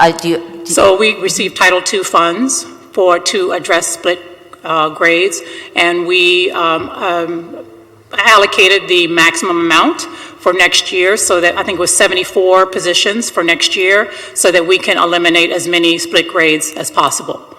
I agree with you that it's not a good pedagogical approach if it's not intentional. So that's what we have done. And I assume that you're starting to run some of the numbers, but yes. Will the district commit to not supporting split grades as a pedagogical, make it clear that this is not a pedagogically approved approach? And are you committed to trying to end split grades across the district? We've always been committed to not having split grade classes. That being said, though, we've seen a staggering increase in the number of split grade classrooms, 64 classrooms in just K to 3 alone, and I'm not counting those that are above grade 3. So, just want to, Fran Burns. Yes. One clarity and then point of clarification, and I'll pass back to my colleague. 2 years ago, we actually, and so maybe as a follow-up, we can provide a recent historical trend of split grades, but we placed from Title I and Title II funding an emphasis on eliminating split grades 2 years ago, so that there were no split grades in 3rd and 4th grade that had existed as of 2 years ago.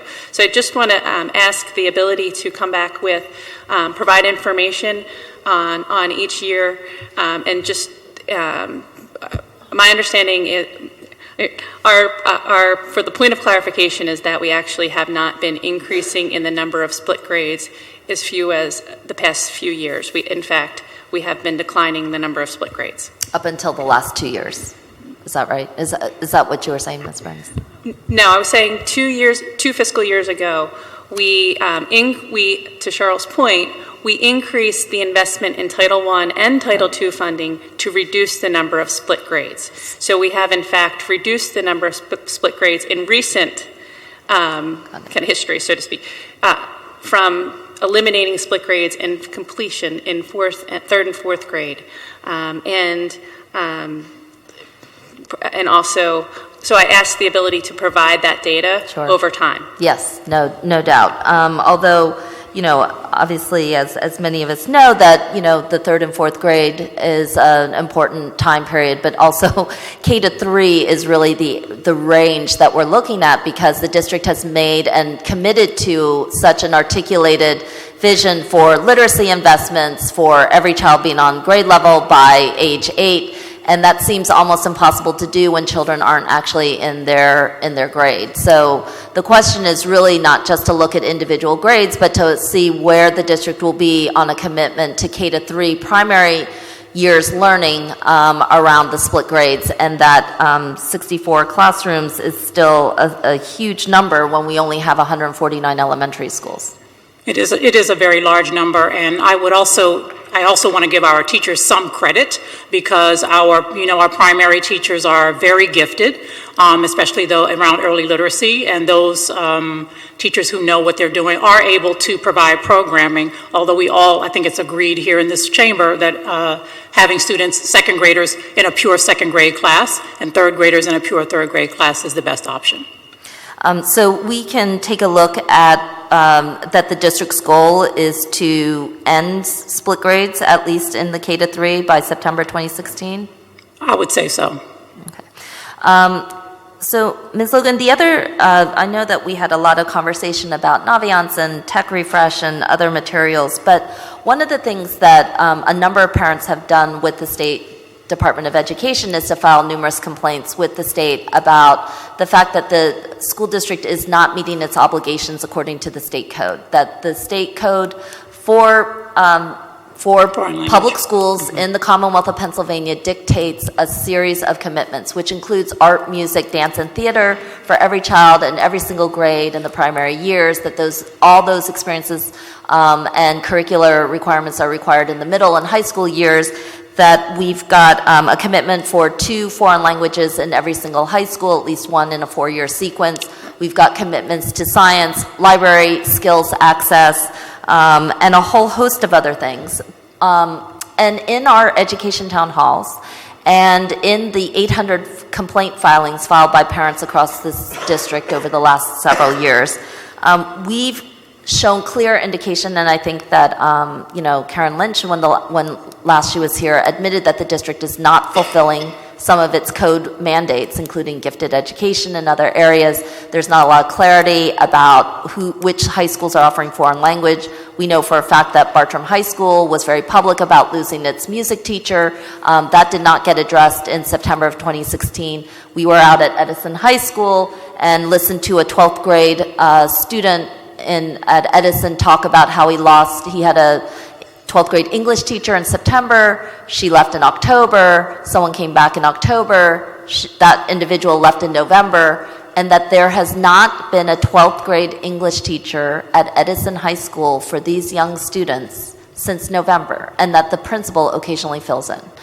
I can't even express, as a parent, how completely horrifying and shocking and appalling that is, to go without a 12th grade English. But it's not just that student at Edison High School. It's kids at Huey who don't have a 7th grade teacher. It's kids who are missing a 3rd grade teacher. And a number of my concerns have been that I'm questioning whether at the schools with significant vacancies and for those students, whether the district has guaranteed that they're receiving 990 hours of instruction at the high school level and 900 hours of instruction at levels below high school. And whether your office is taking a serious look at that.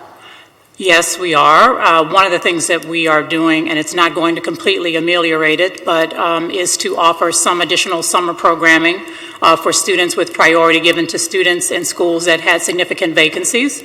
Why would students be punished for summer school? Well, I don't consider, because the I don't district consider, hadn't so done its I don't duty consider during it, the year? I don't consider it a punishment. Because Going to school in the summer is not punishment? I mean, I'm just wondering, like, this is to make up for what was not provided for them during the school year, right? So we have two options, and one of them is to do nothing, and that's not a position that the district wants to take. We have to do something to provide some sort of opportunity for our students, and with the terrible issue that we've had with vacancies this year, we have many students, too many, that are in that situation. I'm also a parent, and I've experienced that as a parent, and it doesn't, there is no answer that the school could ever give me or the school district could ever give me that was going to make me feel better. I realize that this is time, and that my child is never going to get back, and that my job in my current role is to do what I can to support principals and assistant superintendents in doing the best job that they can at the schoolhouse level to make sure that students get instruction when there is a vacancy in the classroom. And I don't disagree with you. It's as outrageous to me as it is to you. And my job is to take the steps that I can to ensure that students have opportunities should they choose to take them. We know that some students will and some students won't, but we have to do something and we have to offer something, and this is what we have done based on the resources that we have moving And have forward. you identified those students that would be, Yes. how many are we talking about? There are about, we identified about, I want to say it was like about 5,150 students that would be eligible based on the vacancies. So 5,150 students who would not have fulfilled their hours of instruction because of vacancies. Well, they've fulfilled their seat time, but they have not, some of them have not had a certified teacher in the classroom. Is the district doing a full curricular assessment at every high school to ensure that every high school is delivering the minimum mandates of the school code?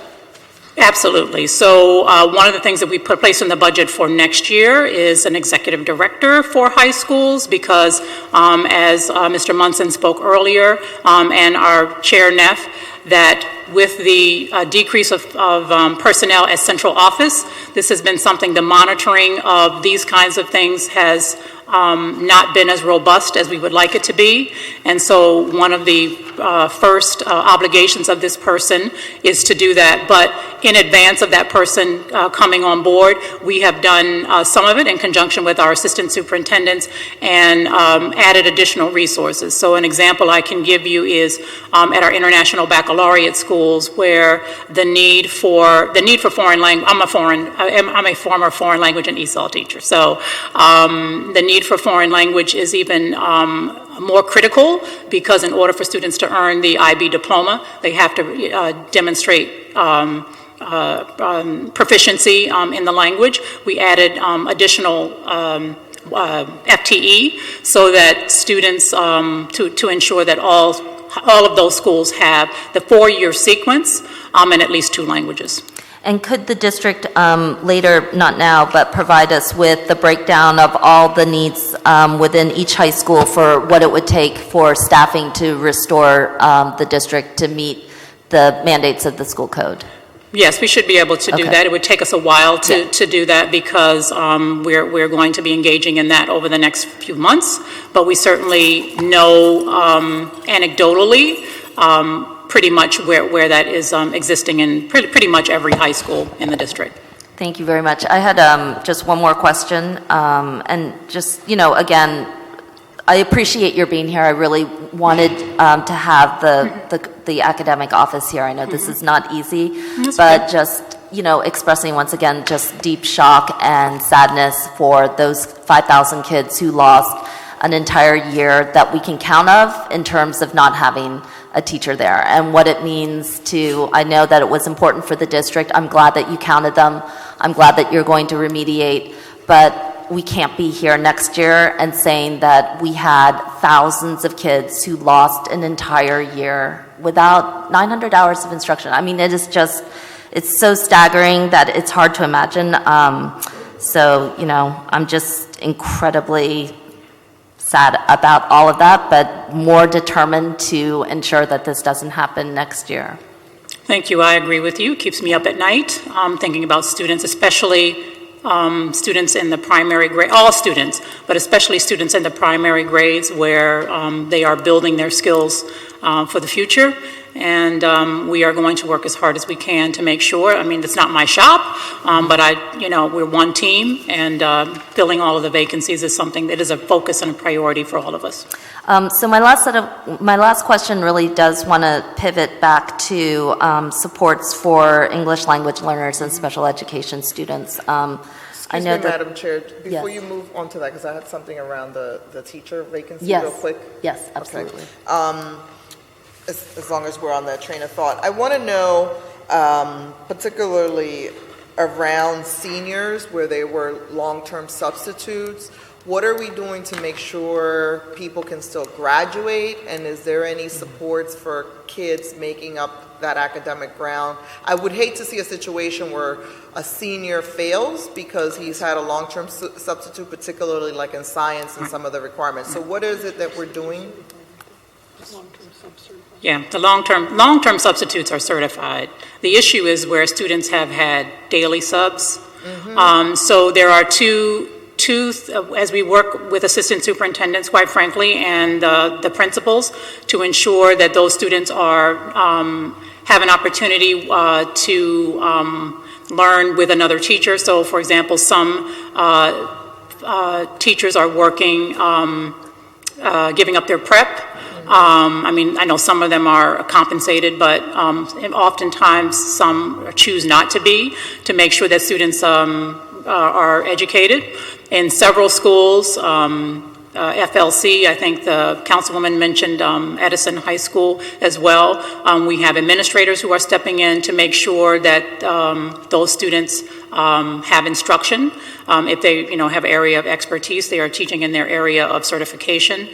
So that typically, when there is a vacancy in a school, the principal works with their teaching staff to ensure that students receive the education that they are supposed to do, and it's not easy. And they have to do a lot of different things to kind of rob Peter to pay Paul to make sure students are getting what they need, but they do that as well.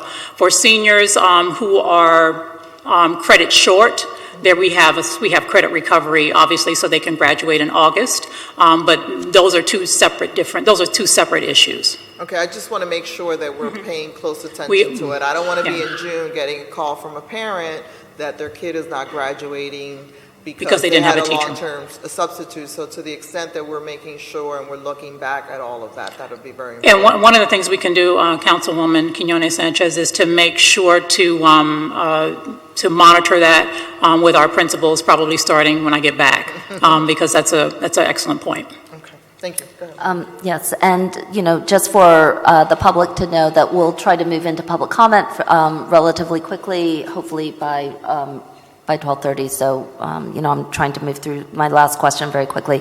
But the question I have has been if you can speak to specifically improved services and staffing needs for special ed and ELL, what the district is actually committing to doing in terms of a needs assessment and understanding of what young people's needs are in these areas. For example, as I've mentioned before, Furness is almost 45% ELL. Almost 1 in 2 students speaks a language other than English, and certainly has a family that speaks a language other than English at home, but doesn't feel like it's receiving a lot of supports. DHS involved students are 30% at Strawberry Mansion, 24% at Bartram. These are significant numbers, and trying to understand how families and school communities can be assured that come September 2016, there'll be focused investments in these areas and what they are specifically. So for English language learners, there's an increase of 872 English language learners for next year. That's been the growth during the school year. So we have allocated additional teachers to several of our schools. How many? There are 872 students. So based on the staffing ratio, we've allocated additional teachers to those schools. How many additional teachers would you say? I am not sure of the number of teachers. I use the ratio. I can find that out for you and get that back to you. The Northeast has been significantly impacted with the largest numbers of increases in numbers. I know overall they don't have the largest totals. I mean, they don't have the largest percentages, but they have larger numbers of students. I'm very familiar with a couple of schools up there in particular, but overall we had a significant increase in the number of students. I may want to circle back to you more, but I'm looking for clarity around special ed. In terms of like needs assessments, I think that we've had anecdotal conversations with some of the community umbrella agencies that have raised concerns about students not being identified for their IEPs, that students who are not certainly receiving full services according to their IEPs. And what is the district doing to first assess need and then to address it? Well, in areas where we were not able to find teachers, we did contract. We did hire additional psychologists this year because we did have a significant backlog of students who needed to be tested. So we are working to decrease the number of students that are waiting to be tested. In addition, I'm sorry, what's the second part of your question? What are we doing to first really just assess the need? So is the district engaging in a serious needs assessment around what families and school communities are saying about the gaps in services to special ed communities? So right now we are not engaged in a formalized needs assessment. I can take that under advisement back to our Deputy of Specialized Services for review. What we are trying to do is for next year, to increase the number of kind of central office supports, which really serve as a safety net because they do a lot of the monitoring to ensure that students are getting what they need. That helps us with comp ed cases as well, because a lot of times we have school staff who are overwhelmed, trying to serve the day-to-day needs of schools and need support. So that's one of the things that we have done, looking at our overall kind of staffing for next year. That we have significant vacancies in special education, and we are working very hard to fill those, but and also using contracted services when we can't find other folks to fill the vacancies. And, just to go back to the needs assessment, I mean, part of what we were trying to do over the last 3 months is to just get a real handle on what is happening in the district. And so many of the complaints from parents and families and students and educators as well has been the feeling that the district isn't taking into serious consideration what the actual needs are. I think you're paying attention to maybe where there are holes and gaps and, maybe this wasn't here before, and so that that's the case. But in terms of like what actually is happening at the ground level for educators, what the actual needs are, what the supports that need to be in place, that is desperately missing from the equation. And it's been either a emergency ad hoc kind of approach, or it's been the district is spinning off with its own ideas. You obviously have a lot of ambitions down at 440 with your own plans and other things, but that there remains like this dramatic disconnect. And I guess I would encourage the district to consider this needs assessment that needs to happen within our schools in the way that we're using data and driving other things in other areas. Data can also be applied to the curricular gaps, quantifying, qualifying, understanding where these gaps are, what the impact is on young people.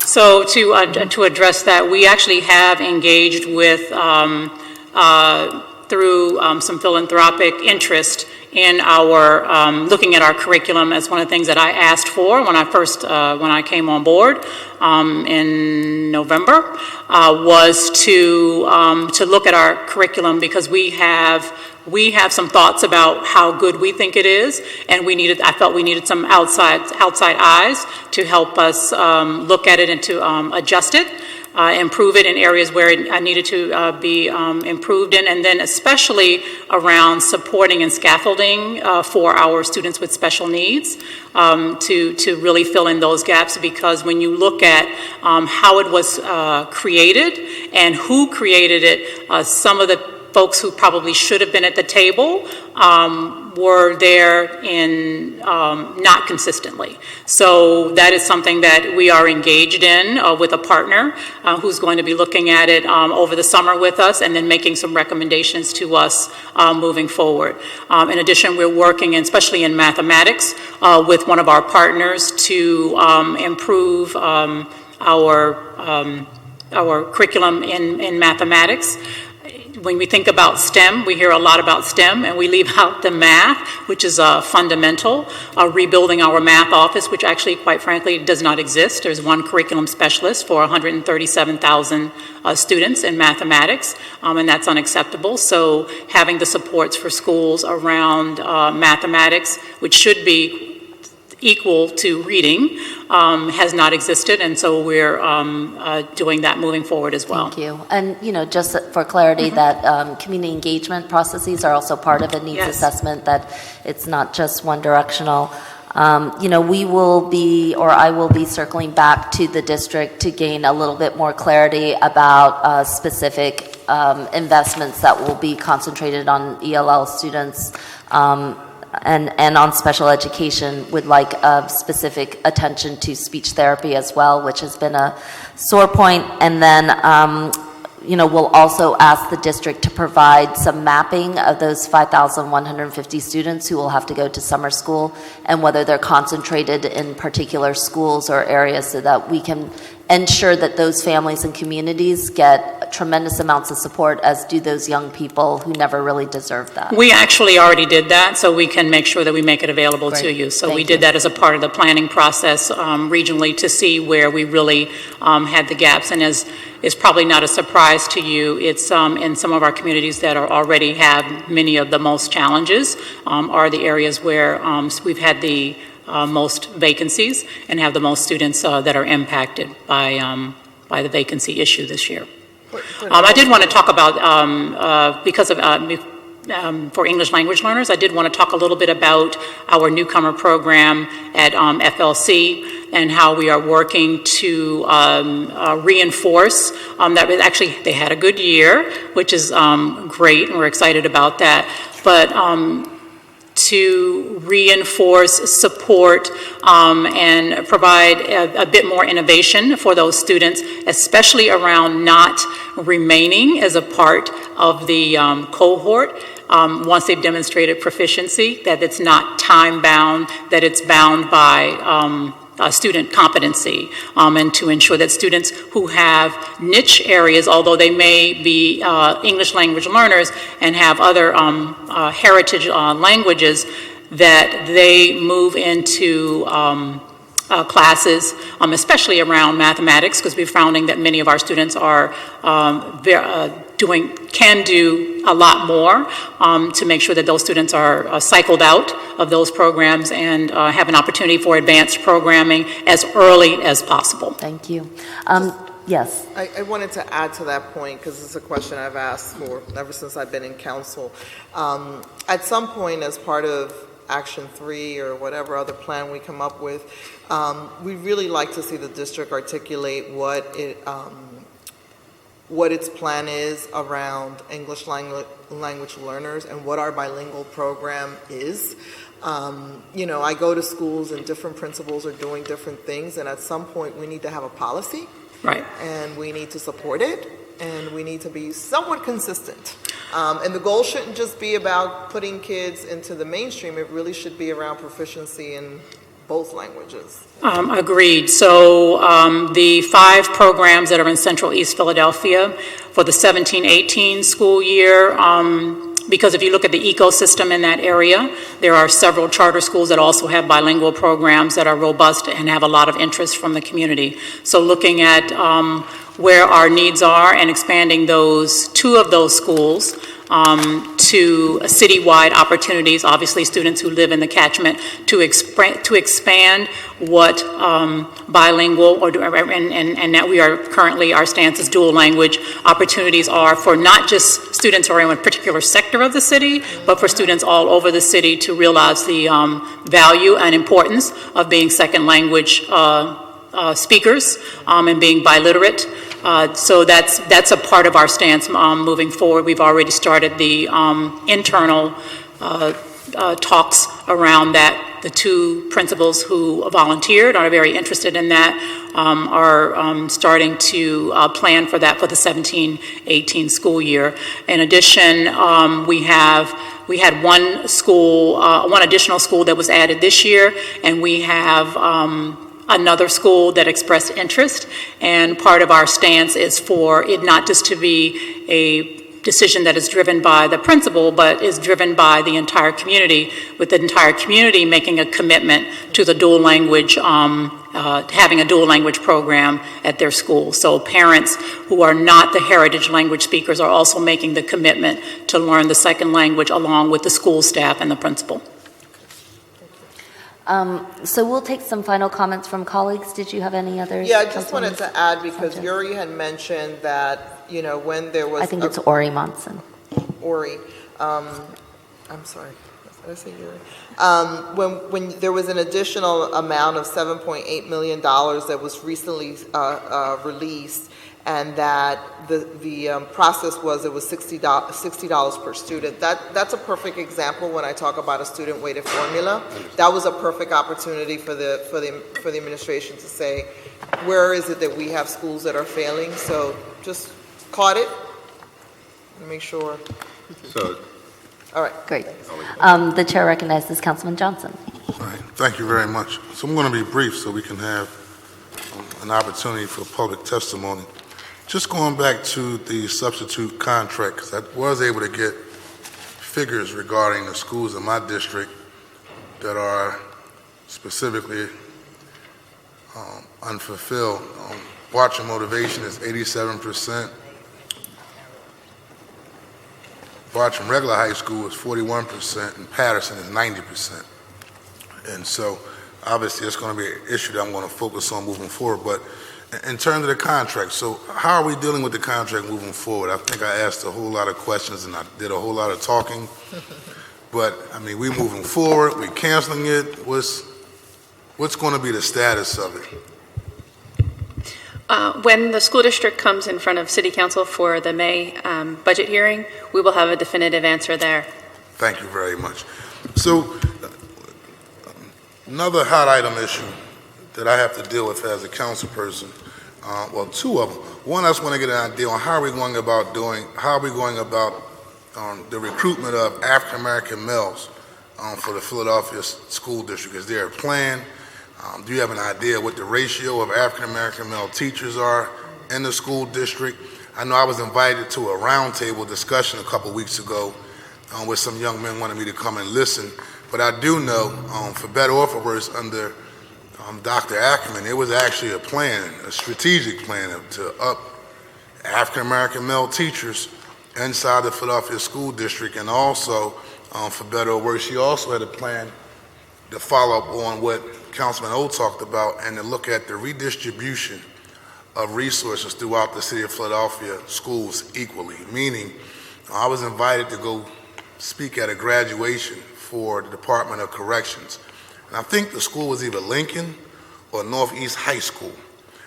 It was in the Northeast though. It took a little while for me to get there. It was one of those two schools. And it's probably the best auditorium I've ever been in my life. The bathroom was immaculate. The outside hallways was like pristine.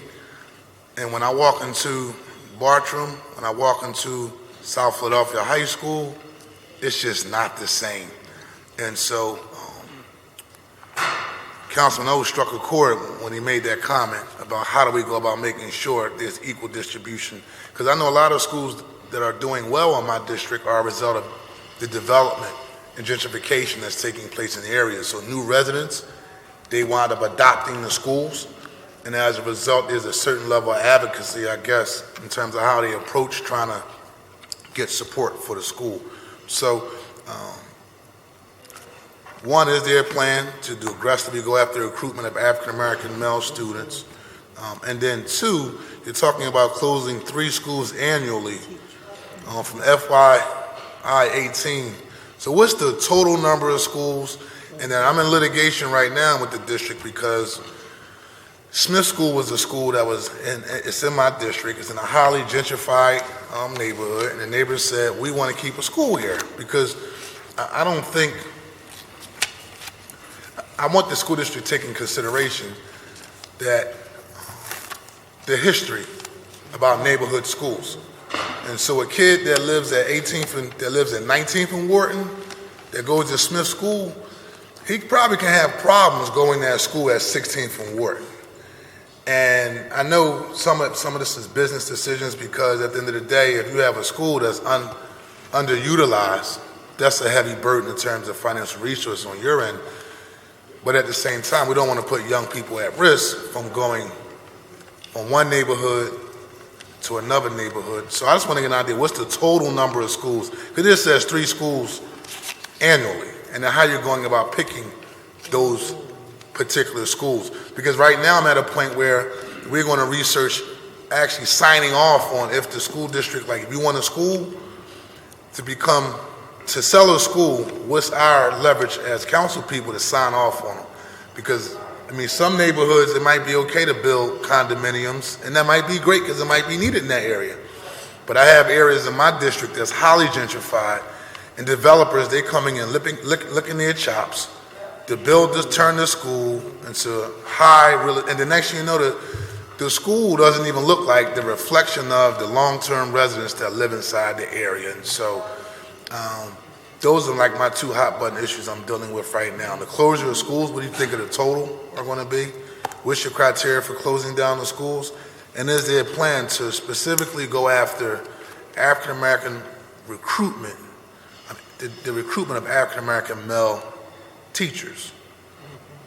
I'm not saying everybody can teach a kid, but I just think that, having a strong presence of African American male teachers that reflect the neighborhoods in which they're teaching in, I think that goes a long way as well. I'm just being up front.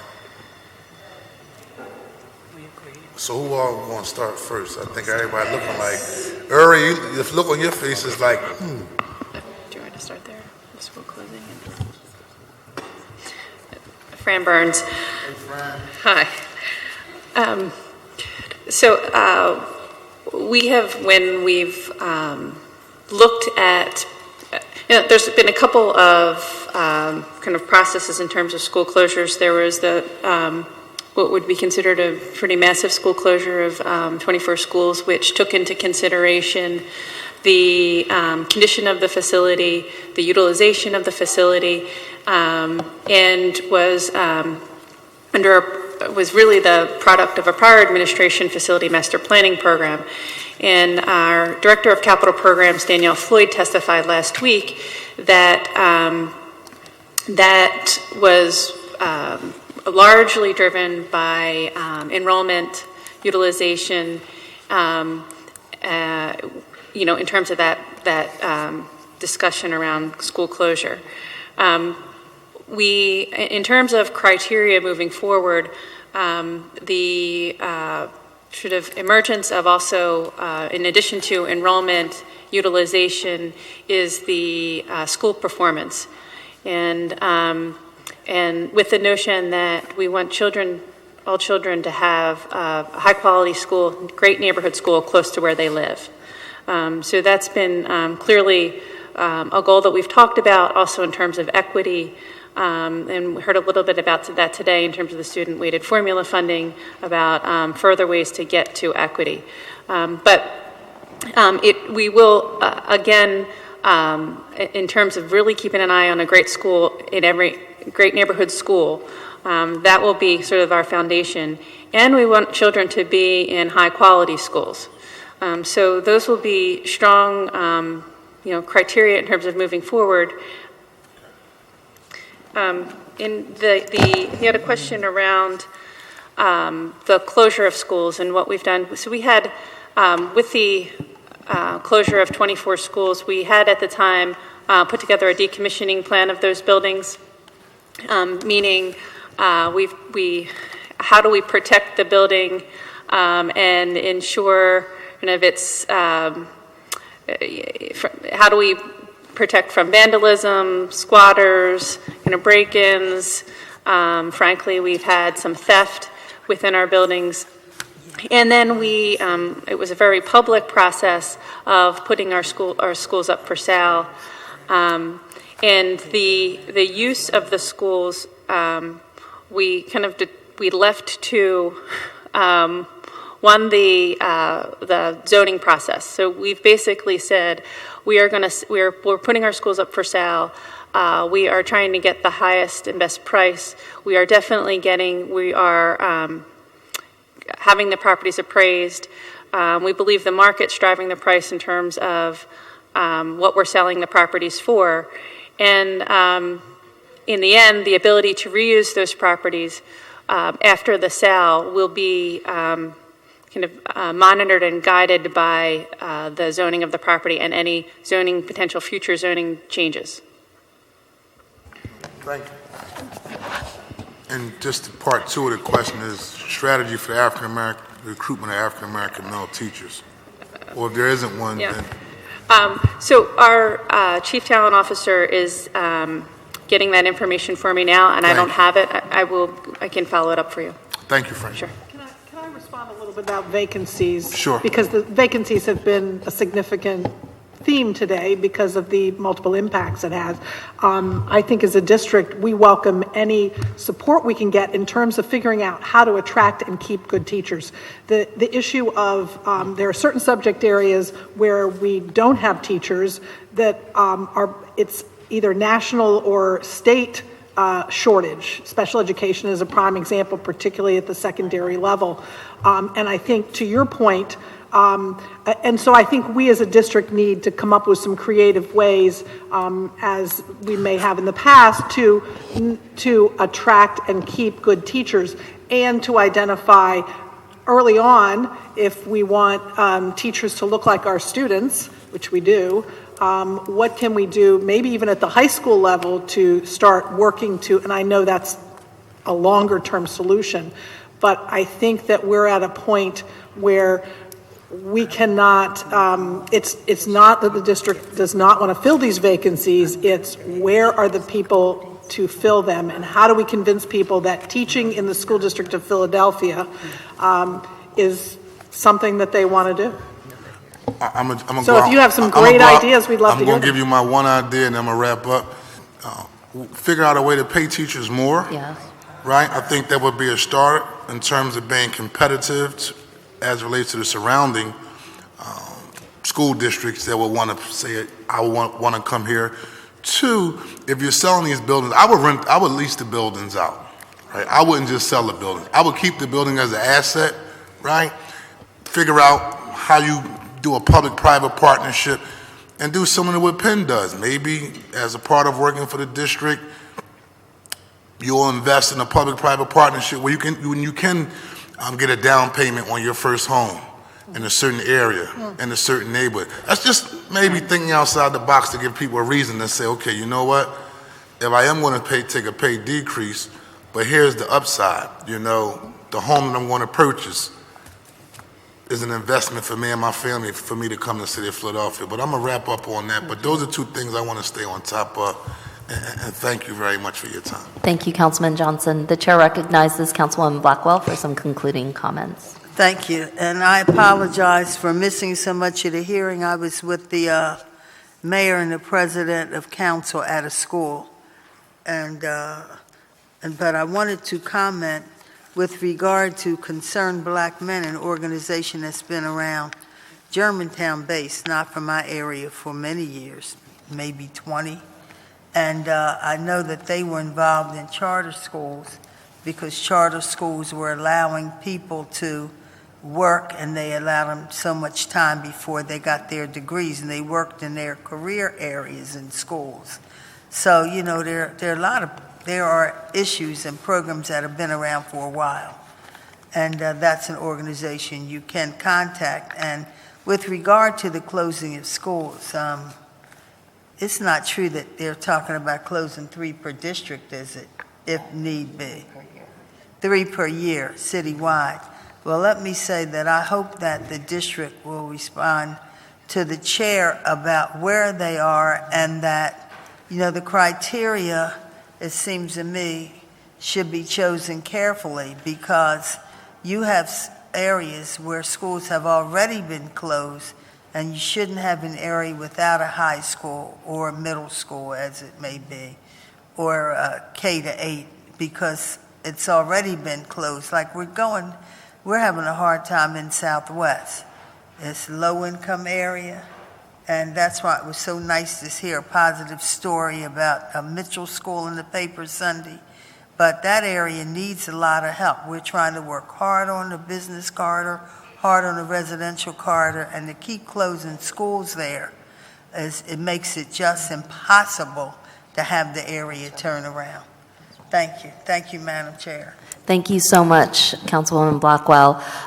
So I believe that we will be following up with the district on a whole host of various issues, everything from litigation to the source for teachers numbers, the amount of money it would take to eliminate split grades, some commentary about services to ELL, special needs students, some looking at how we're looking at some thinking about the curricular assessments, and some talk about student-weighted funding and how that's going to look as money continues.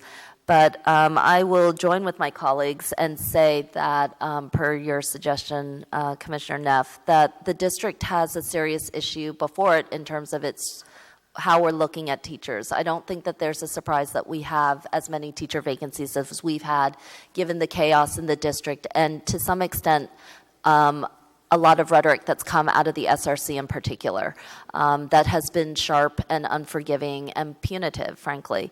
And whether for fair or not, we are in a highly competitive school district. We're surrounded by Cherry Hill and Lower Merion and Abington, and Upper Darby's doing better, and Cheltenham, and that those are considerations to be had. And if the district is to talk about turnaround, which is very concrete in terms of the elimination of 50% of its teachers, if it's talking about situations where where we're looking at lack of resources in schools, where teachers don't feel valued, it is, powerful, and it's a driver in whether we're going to be successful. On the other hand, these 800 teacher jobs are an enormous opportunity for us. It's an enormous opportunity for the city. These are solid middle-class jobs. They are rewarding. They're the best job in the city. They're teaching and educating our young people. But we're losing our teachers of color at a staggering rate. We'll be asking some dialogue about that in terms of statistics. It's not just can we get more, but where are we right now in terms of our teachers of color, our bilingual teachers. It's shocking to see them leave, but it's not surprising if this is no longer a stable place for them. But I hope that we can be great partners on that. I hope we can think through ideas that you might have. If there are credits that we might explore, if there are housing opportunities that we might explore, that those are all model ideas that we can partner with City Council and the district on to provide, and make sure that this school district is successful, not just in filling vacancies, but really bringing back an energy and excitement around public ed. So thank you to everybody on the panel. We're going to move into our public comment section, and I believe that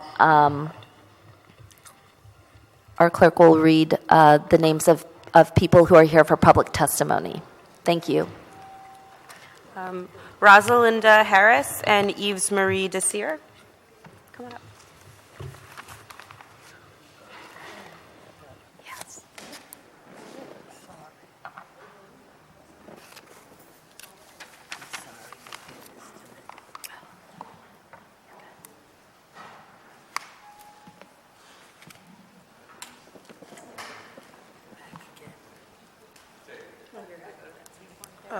Okay.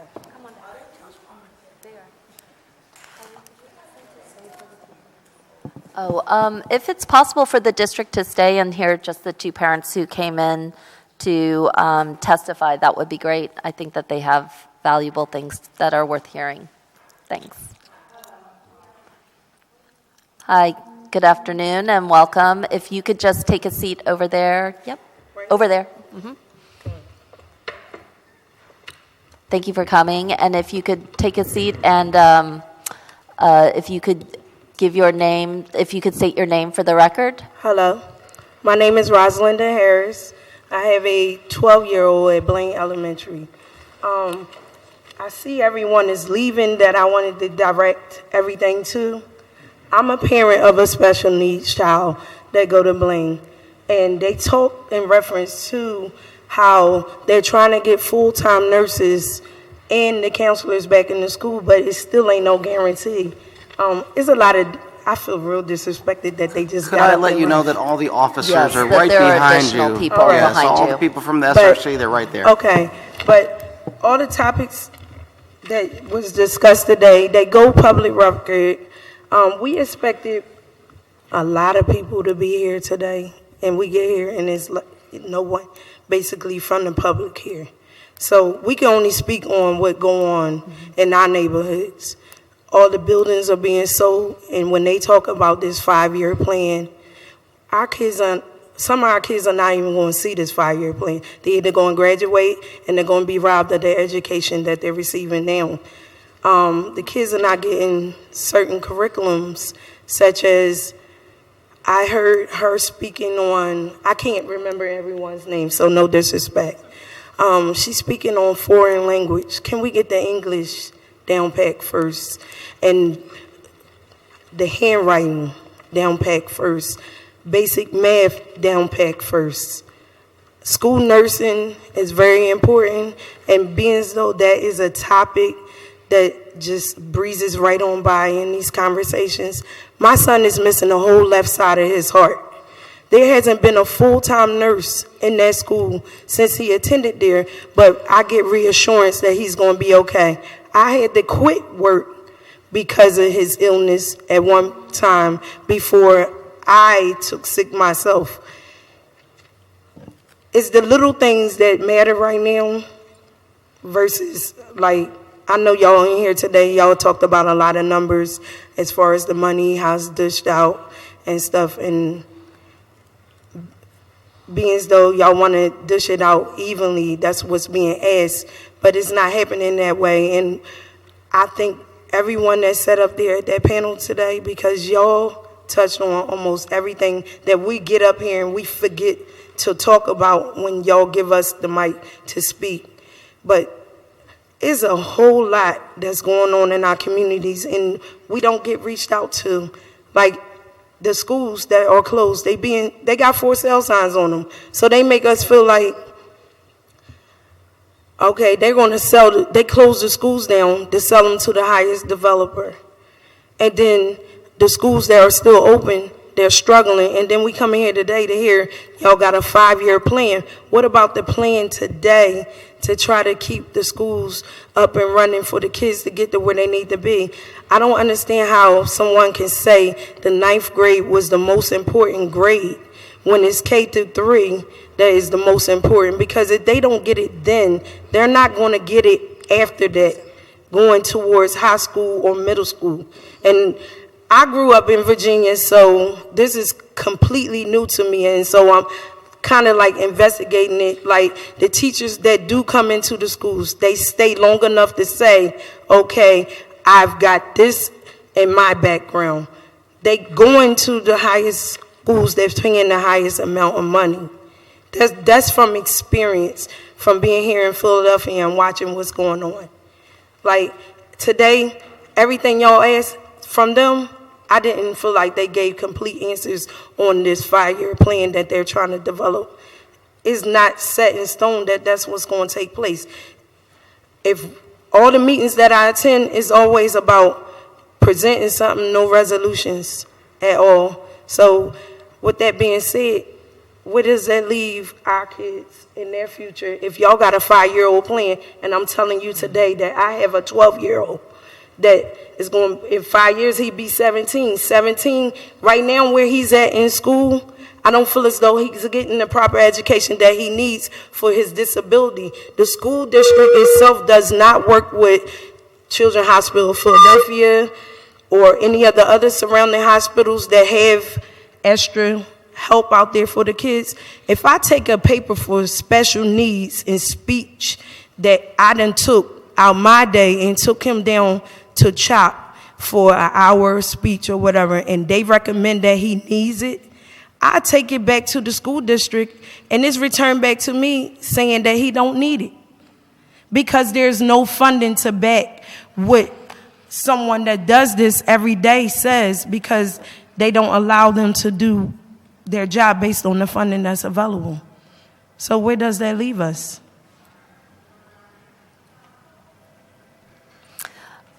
So we're going to hear from both of you, and then we'll be happy to do a response. Okay. Yes. Thank you very much, Ms. Harris. Thank you for saying. Hello, how are you? Good afternoon. My name is Eve Marie Desir. I represent Parent Leaders Advisory Network out of North Philadelphia. Today I'm representing Blaine Elementary School at Strawberry Mansion, and I have a couple of questions as well. My first question is, who is being held accountable for the children missing all of this time from school? The fact that they don't have all of this instructional time and they still have to go through the school year. And so there is still a lot of knowledge they don't know. So I heard that there was missing, what was it, a 9th grade teacher or something? Could you imagine? There are certain requirements for 9th grade that you have to be prepared for to go into 10th grade. Now, you have a substitute teacher for 3 days, then you have another substitute teacher for a month, then you have another substitute teacher for 6 weeks, or whatever the situation may be. There is still some information that you're not getting as a 9th grader. So going into the 10th grade, you're already behind, right? So now we get to 10th grade, and we still have the budget shortage. So you still lose out there, okay? So I would like to know how the accountability. What is the accountability for the instructional shortage, for what the children are not receiving? The other thing is that the accountability for the counselors. I understand that we're working out getting a counselor in every school. I also know that from experience going into the high school situation that some of these counselors are overwhelmed, and so they'll have a school full of 1,100 students, and there'll be 2 counselors, and they'll split 500 each. And how are we going to tell all of the students about PSATs, SATs, ACT tests, achievement tests, or the opportunity to go into an accelerated college, a dual college credit program, if you just don't have time to know your students well enough to know what they need? The other question was about school nutrition. We all know what you put in is what you get out. From our experience at several schools, we noticed that the food is processed and sometimes not fresh. And so we want to know what is in place to provide at least a quality breakfast. If we have a free lunch program or a free breakfast program, should we not at least offer the children fresh food or food that would be of substance to help them learn better? The next thing was about the bilingual program. The bilingual program, I understand we do have a large Latin American community who speaks Spanish, but we also have to respect the other communities that come to Philadelphia, like the Haitian community, the African community. Inside the African community alone is a gazillion languages. So we want to know how are we dealing with that multilingual situation. EIL is the opportunity for all students to learn English. Now, I understand that there are bilingual programs in place. Can we think about a multilingual program maybe? Because there are lingua francas such as French, such as Spanish. Now, Spanish is being addressed, but we have Spanish, we have French, we have Arabic, okay? And we also have the Asian languages that also should be respected. The other thing is we would like to know what is the district's teacher recruitment process, okay? Because from what I understand, the recruitment is being done out in the suburbs of Westchester or Bloomsburg or Shippingburg, which we know already have a small number of diversity in their enrollment. So Is it possible maybe that we can look into schools that are right here in Philadelphia? Is it possible that we can our recruitment pool can be a little bit closer to home? The other thing is there a requirement for teachers to look like, is there a requirement for teachers to live in the communities that they teach in? That would make a big impact on how the students receive their information. The other thing was, I had one more question. Oh, there's a big issue about bullying and conflict resolution. This issue is not just with the students in the neighborhoods that they're being, with the school closures and what have you. I would like to know, is there a possibility to maybe include somewhere school, district-wide, a conflict resolution or de-escalation classes that would incorporate both the parents and the teachers together? Because I think once they understand what to do together as a whole unit, it would better help our students as far as dealing with fighting and what have you. A lot of times the parents are more upset than the children are, or maybe the teacher doesn't have a full understanding of what happened and responds without without good investigation. Okay? And anti-bullying is a big thing. So how can we respect each other? Okay, how can we respect each other? How can we teach the children how to respect each other? How can we teach the parents the parents and the teachers how to respect each other so that the children, because the children are watching, so the children can see and then they can do better. The last thing was about the arts. As we know, in neighborhoods like Strawberry Mansion or in the heart, I live in Frankfurt myself, so in Frankfurt, arts, music, library. We have a whole library with a whole bunch of books, and we don't have a librarian so that we can teach the children how to even go through the library process, okay? Parental engagement. There are a lot of parents that are available, okay, but the way they're being received in the school, they don't want to come back. Is there a way that we can support them to help them support their children in school in a positive way? Safe Corridors was a program that was in place a while back to help with children going home to and from school. Maybe we can re-implement that using parent volunteers or maybe community programs that are already engaged in bettering the quality of life of our students. Oh, I think that I talked about nutrition. We talked about I only had one thing to add. Hold on. I just want to make sure she's finished. Okay. Yes. Okay. The other thing is that to our disappointment, our representative for North Philadelphia was not here. That was a little bit disappointing because I thought, if anything, if you want our votes, the least you could do is come and speak for us. And that was it. Thank you for your time. Thank you. I thought that your testimony was outstanding. Because we have another hearing coming in, we are putting your commentary on the record. Okay. And would love to be able to circle back to you. Ms. Harris, did you have some other comments that you wanted to make? I just need more clarity on attendance in the schools. I was reading the other day in the handbook that after a child is late, a certain amount of days is counted as a full day. But the child can be 3 minutes late to school and they're counted as not being there. You know what I'm saying? I never understood that part. If they're there every single day and they might have been late, it's counted as a full day against them. And that also goes into the truancy and them not receiving full instruction, but they're getting the full instruction.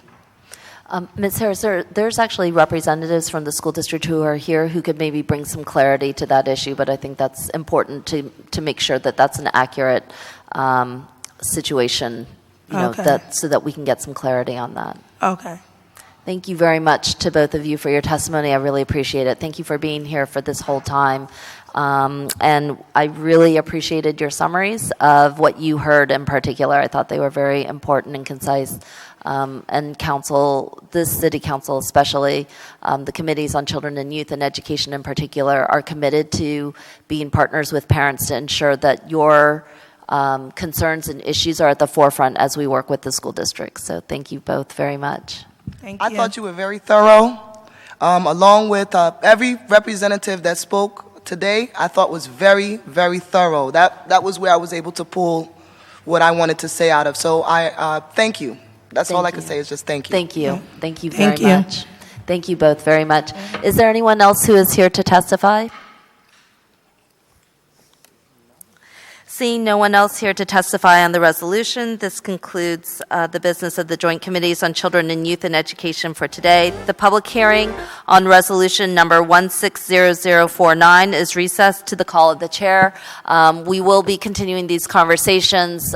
We want to assure the public that council is serious about ensuring the safety and essential services for schools, for young people, and for our staff there will be held to the highest standards. So thank you very much, everybody, and thank you for your attendance.